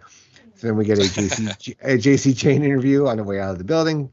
Says she's going to make Gigi Dolin's life hell, and she says that she left her little brother with her drug addict mother, and that that makes her incredibly selfish. Jayne says that when she's done with her, she'll run away from NXT just like she ran away from her family. Then we get a Charlie Dempsey versus Wes Lee for the NXT North American title. I mean, Dempsey, definitely playing the heel here, and is working him over, doing his mat wrestling. And then we fast forwarding, we get a bridging German suplex, passing him into the corner, clubbing elbows, another German, but Wes lands on his feet. Boot up in the corner, another kick, step up, enziguri, rising uppercut, sends Drew Gulak packing. And then we get Wes Lee winning by pinfall with the cardiac kick, retaining the NXT North American Championship. Post-match, Gulak attacks him, puts the boots to Lee. Dempsey helps his mentor beat the champion down. So this JC Gigi thing is it's getting kind of real here with how they're presenting Gigi, making her more of a sympathetic character. I mean, I thought the Charlie Dempsey Wes Lee match, I didn't think it was all that great. I think Charlie, there's something missing there with him right now. And is this the cardiac kick you were talking about? Because I think it was. This was more of the cardiac whiff, and the camera caught every bit of it. So, yeah, he did not make the slightest bit of contact on this one. So, yeah, this is absolutely the one I was talking about. This one had a commercial in the middle of it, and it wasn't really super long on either side of the commercial. So I think that really hurt the flow of this match, and maybe most people's enjoyment. I think Charlie's good in the ring. I think his style is, very technical, very strike-based, very submission-based. So it's not for everyone. I think he can have some good matches, and I think he could have a good match with Wes, but I just don't think they were given a ton of time here, and I think it was hurt by having, like I said, the commercial. I mean, they do the picture-in-picture, but, I'm not going to lie. Most of the time during the picture-in-picture, I either fast-forward or I look at my phone while it's going on because I know nothing exciting is going to happen during that. So, if I'm being completely honest. But, yeah, this is a rematch that I would like to see down the road, but Dempsey definitely needs a little bit more seasoning before he starts having some bigger matches like this. Yeah, definitely. So we get the D'Angelo family hanging out at an Italian restaurant. And basically giving us what the stipulation will be for their match with Pretty Deadly next week. It'll be our first ever trunk match. Basically a casket match with a car, I'm guessing, right? A trunk match. I love it. Yes. And then we get a vignette of Femi next week. Yeah, he's throwing heavy things in the field, basically. A TV, a boombox, basically like, a garage sale. He is an absolute house of a man. He is ginormous. So, yeah. Yeah. All right. So let's move on to not the main event, but the closing segment. Here is Grayson Waller in the ring for the Grayson Waller effect. Carmelo Hayes and Trick Williams joins them. Grayson says he usually dislikes his guest, but everybody loves Carmelo Hayes, and he wants to talk business about their title match. Hayes says it's all good, and he has to give Waller credit for bouncing back from the losses he's taken. Melo says he's more decorated than a Christmas tree, and he stays winning. Then we get Waller says the difference between them is that he's become a big star without a title, and Carmelo has with one, and that says a lot. Grayson won't let him rebut, and takes questions from the chat. The first asks, what does I am him mean? Trick explains by telling him just look at Twitter in the title matches. Grayson changes tactics and gives Trick all the credit for Melo's success. Williams gets hot, but Carmelo tells them to calm down because they knew this was what Grayson was going to do, and they're not going to let him get to them. Hayes says that Waller has stolen every opportunity he's ever gotten. Carmelo continues saying Grayson may not be built for the championship lifestyle and asks Waller for accomplishments to be listed on the Tron, except, wait, oops, he doesn't have any. Grayson says he was in a real main event and stand and deliver, and Melo says 6 out of 10 is more points than any girl Waller's ever been with. Waller tells Hayes to get involved with MVP and he should carry Omos's bags. Carmelo tells him he's got to be in the prime mascot suit for Logan Paul. Waller says he's going to do a golden shoe over Hayes' prone body. Melo says that he'll put his shoes on power lines and they square up. So I thought this was a really great segment. You can definitely see where Trick is not as refined, I guess, as Mello. Like he, is more of a hothead, which could lead to something down the road, because Grayson really knows how to really push buttons. But what are your thoughts on this? Because I just, I don't want them to do the whole Bron Mello thing just with a little some tweaks here and there. But I thought it came off fine. I mean, Grayson is awesome as always, and Mello plays his part well. I'm not a Trick guy at all right now. So what do you think of the way they close this episode? Yeah, the quicker they eventually do the Trick Carmelo split, I think the better off Carmelo will be. I feel like he's the NXT champion, so he's obviously not holding him back too far. But I do think that's kind of an anchor on him right now from being like the really great solo act that I think he can be. I don't think he needs Trick anymore. I think maybe at first it was good to have a hype man, but he's a face now, and Trick's character's not really what I would consider a face. But they had some good jabs back and forth at each other. Waller said Carmelo's about as big as Omos's bag is in general. He's about as tall as Omos's bag, so that was pretty good. And they just sniped back and forth. So I thought it was a good little a good back and forth between the two guys. Waller's always good on the mic. Melo's pretty good. He's not as good as Waller, but I think they had a pretty good segment here. It wasn't like an all-time great segment, but I thought it conveyed the story and did everything it needed to do. Yeah, it was pretty effective, right? I think, and it's absolutely.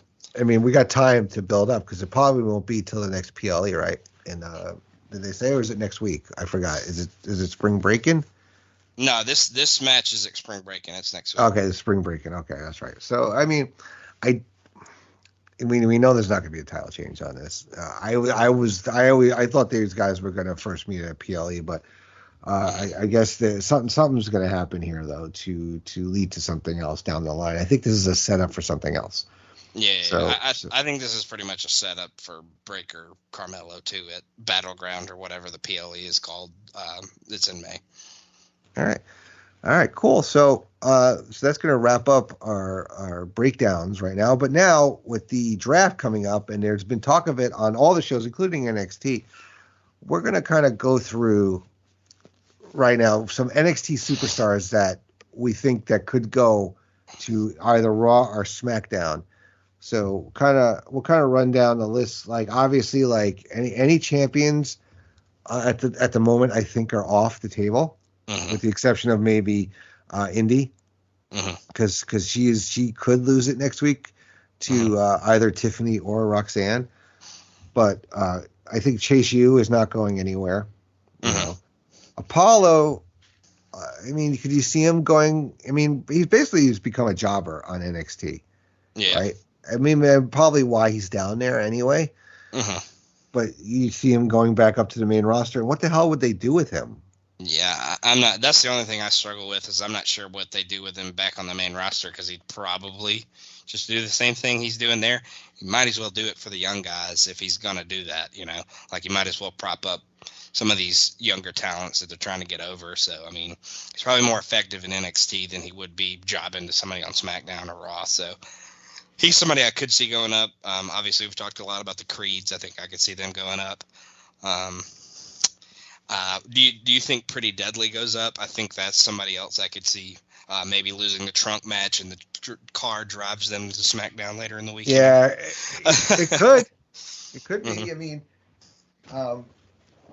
yeah, I don't think there's anything else for them to do here. I think, like I said, bring them up, but they gotta, make sure they're not on the same brand as another comedy-ish act.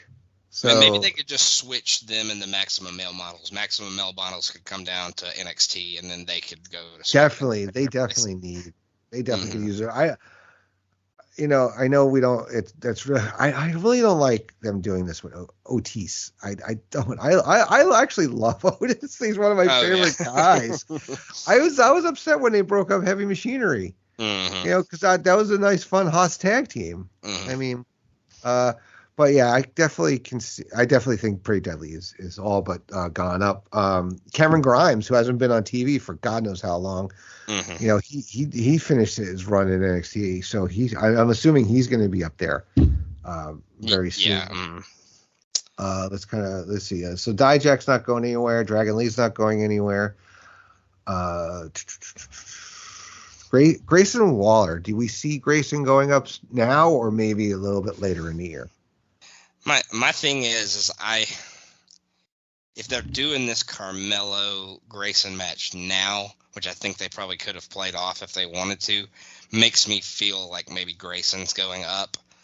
I mean, we obviously could be very wrong because we were wrong about Bron going up after Mania, as he's still down there, which I think he's going to go sooner rather than later. But I mean, with that match being next week, and it's kind of lines up with the draft, I could see him going up. But I think he has maybe a little bit more to accomplish. But if he's not going to be NXT champion within the next year, I don't really think he has a ton to accomplish in NXT.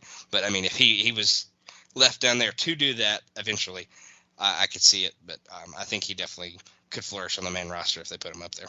Yeah, I think next week's episode is going to be very telling. Mm-hmm. With people who lose, Mm-hmm. Basically, do they, because that's the thing. Triple H is big, doing best for business, and that's what you do. You do the job on the way out. Mm-hmm. So the people who lose next week, pay special attention to. Well, at least the ones that we are suspecting could be going off. Here's an interesting one.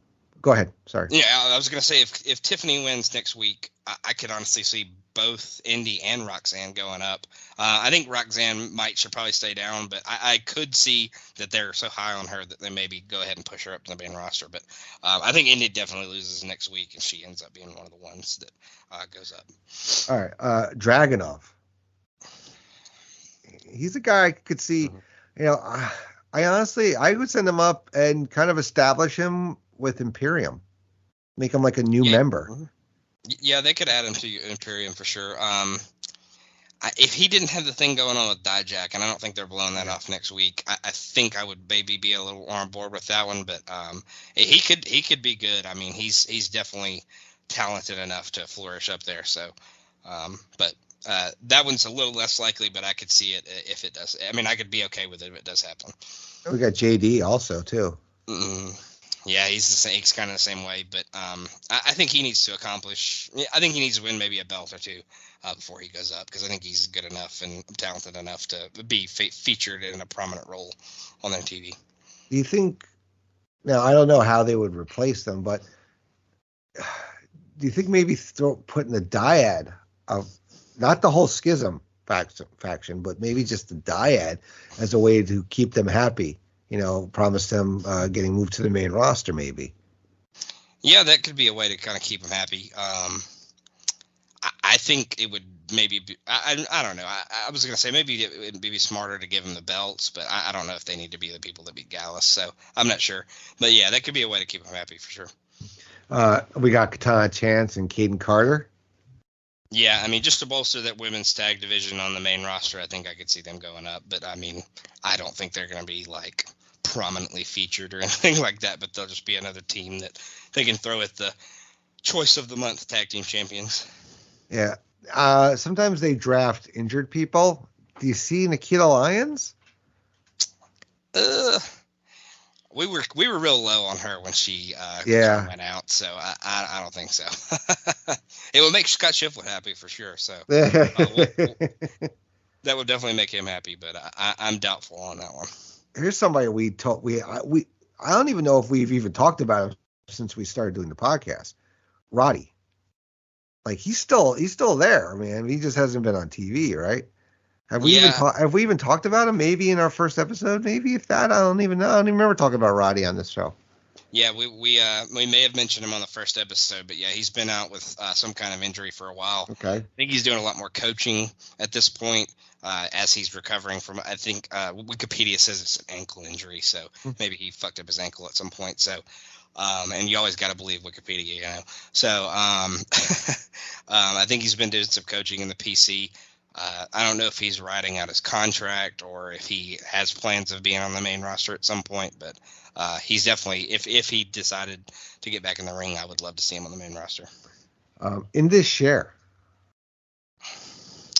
Yeah, I was say with Jinder not being around, I definitely could see them going up back to the main roster and being a faction that could be a force to be reckoned with. Yeah, just keep them. If they're both them and the Creeds go up, they got to be on opposite brands. We can't.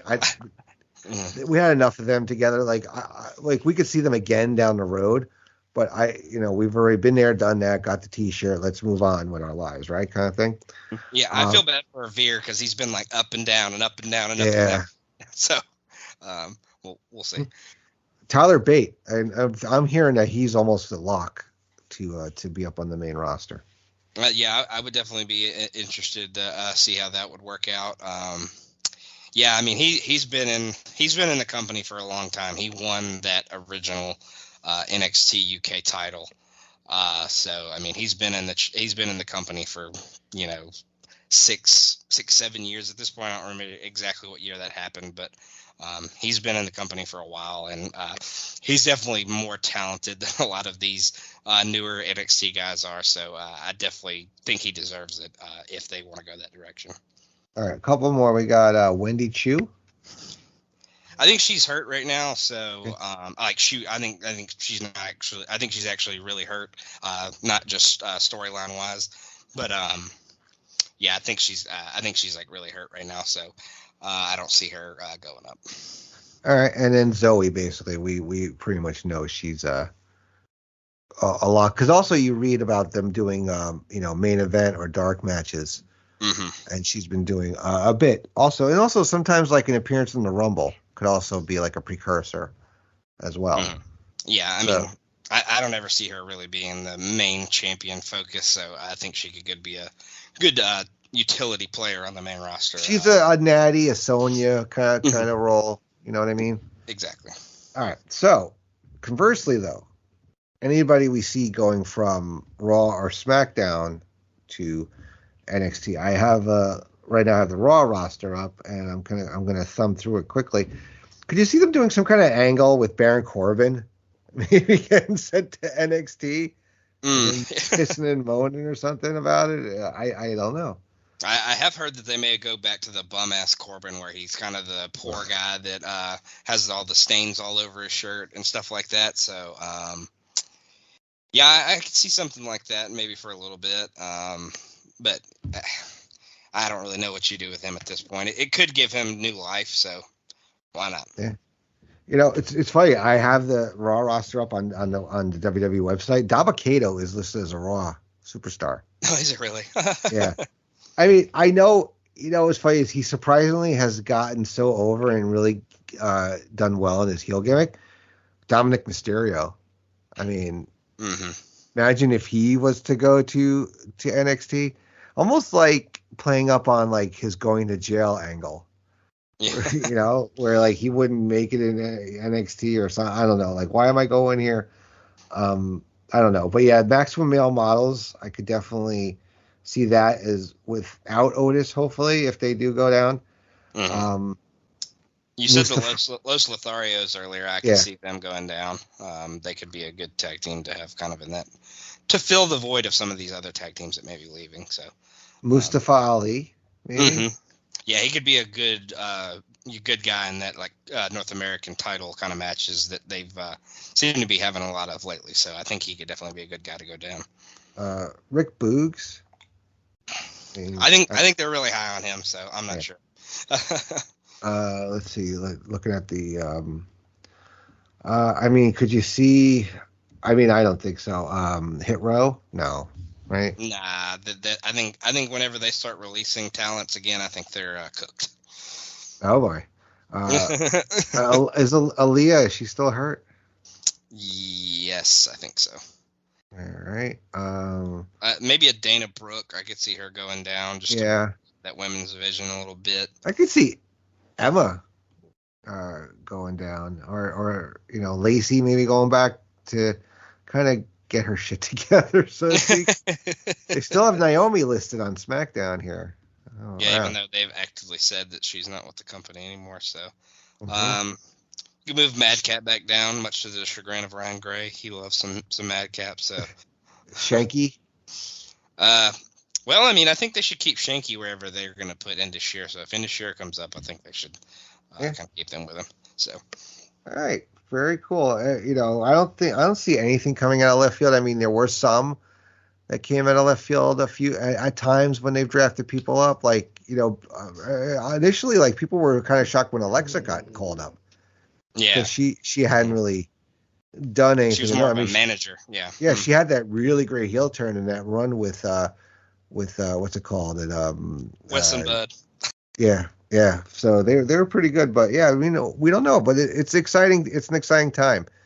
I'm really looking forward to it. So anything you got to plug that's recent before we get out of here? Just the regular old stuff. We just did a new episode of YouTube Roulette, so that should be coming out pretty soon.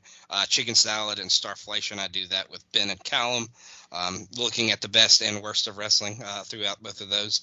Highway to the Impact Zone, we are about to do the Lockdown 2006 episode, so that one should be fun. Sean Kidd, I heard, is actually going to make an appearance on that one. So, wow. His regularly scheduled appearances don't actually happen too often these days. So, the fact that we got him on is pretty special. So, we'll see how that goes. I'm sure it'll be disastrous as always. 7 Months of Danger, going through the Dangerous Alliance storyline. And then Talking Docs is a new documentary pod that I have with Roger and Jennifer Smith on the North-South Connection. So there you go. All right, very cool. As for me, check me out on the Pop feed. Recently, I've had we have the new episode of Pop Goes to Classics, our Disney pod that we're going through the full-length animated features. The latest episode actually dropped yesterday, which was Tarzan. So next one up will be Fantasia 2000. That's myself, Miranda, and Steve Riddle. Miranda and I will be back with a new episode of our Muppet Pod within the next week or two. So looking forward to that. Trailers of the Lost Arcs will be back. We are recording next week. I believe we're doing... I don't even remember actually what we're doing. I haven't read the comics yet, to be honest. But yeah, it's not people I'm really that familiar with. That's why I'm not remembering off the top of my head right now. But whatever it is, it's going to be fun. It's going to be really an education, because Tim Capel, love when he runs the show on these pods, because he is so great at what he does, and Sean is there and loving his comic stuff, and Shiflet is having a good time. So look forward to that dropping within the next week or so, as well as new episodes of the live watch of Pop Goes the Classics with the Pixar ones and the Blockbuster rewatches. Check me out on Stream Lounge. I just started going through Star Wars. I recently watched the episode 4, A New Hope, with Tim Slomka. Going to be doing episode 5, Empire Strikes Back, with Scott Criscolo very soon. That may not be on a Wednesday night, just based on scheduling. And yeah, looking forward to continue on with that. Don't forget, check out the Place to Be Facebook group. All kinds of fun stuff going on in there. Our greatest breakfast food tournament is winding down, so get in there to bait your votes. Check out PlaceToBeNation.com every day. All the pods are there and a bunch of articles. Really fun. And don't forget, support all of the podcast feeds here, whether it's this very Place to Be Nation Wrestling Network, the Place to Be Nation Pop Experience, or the North-South Connection. All those something for everybody on there, whether it's sports, whether it's wrestling, whether it's pop culture, we got it covered here.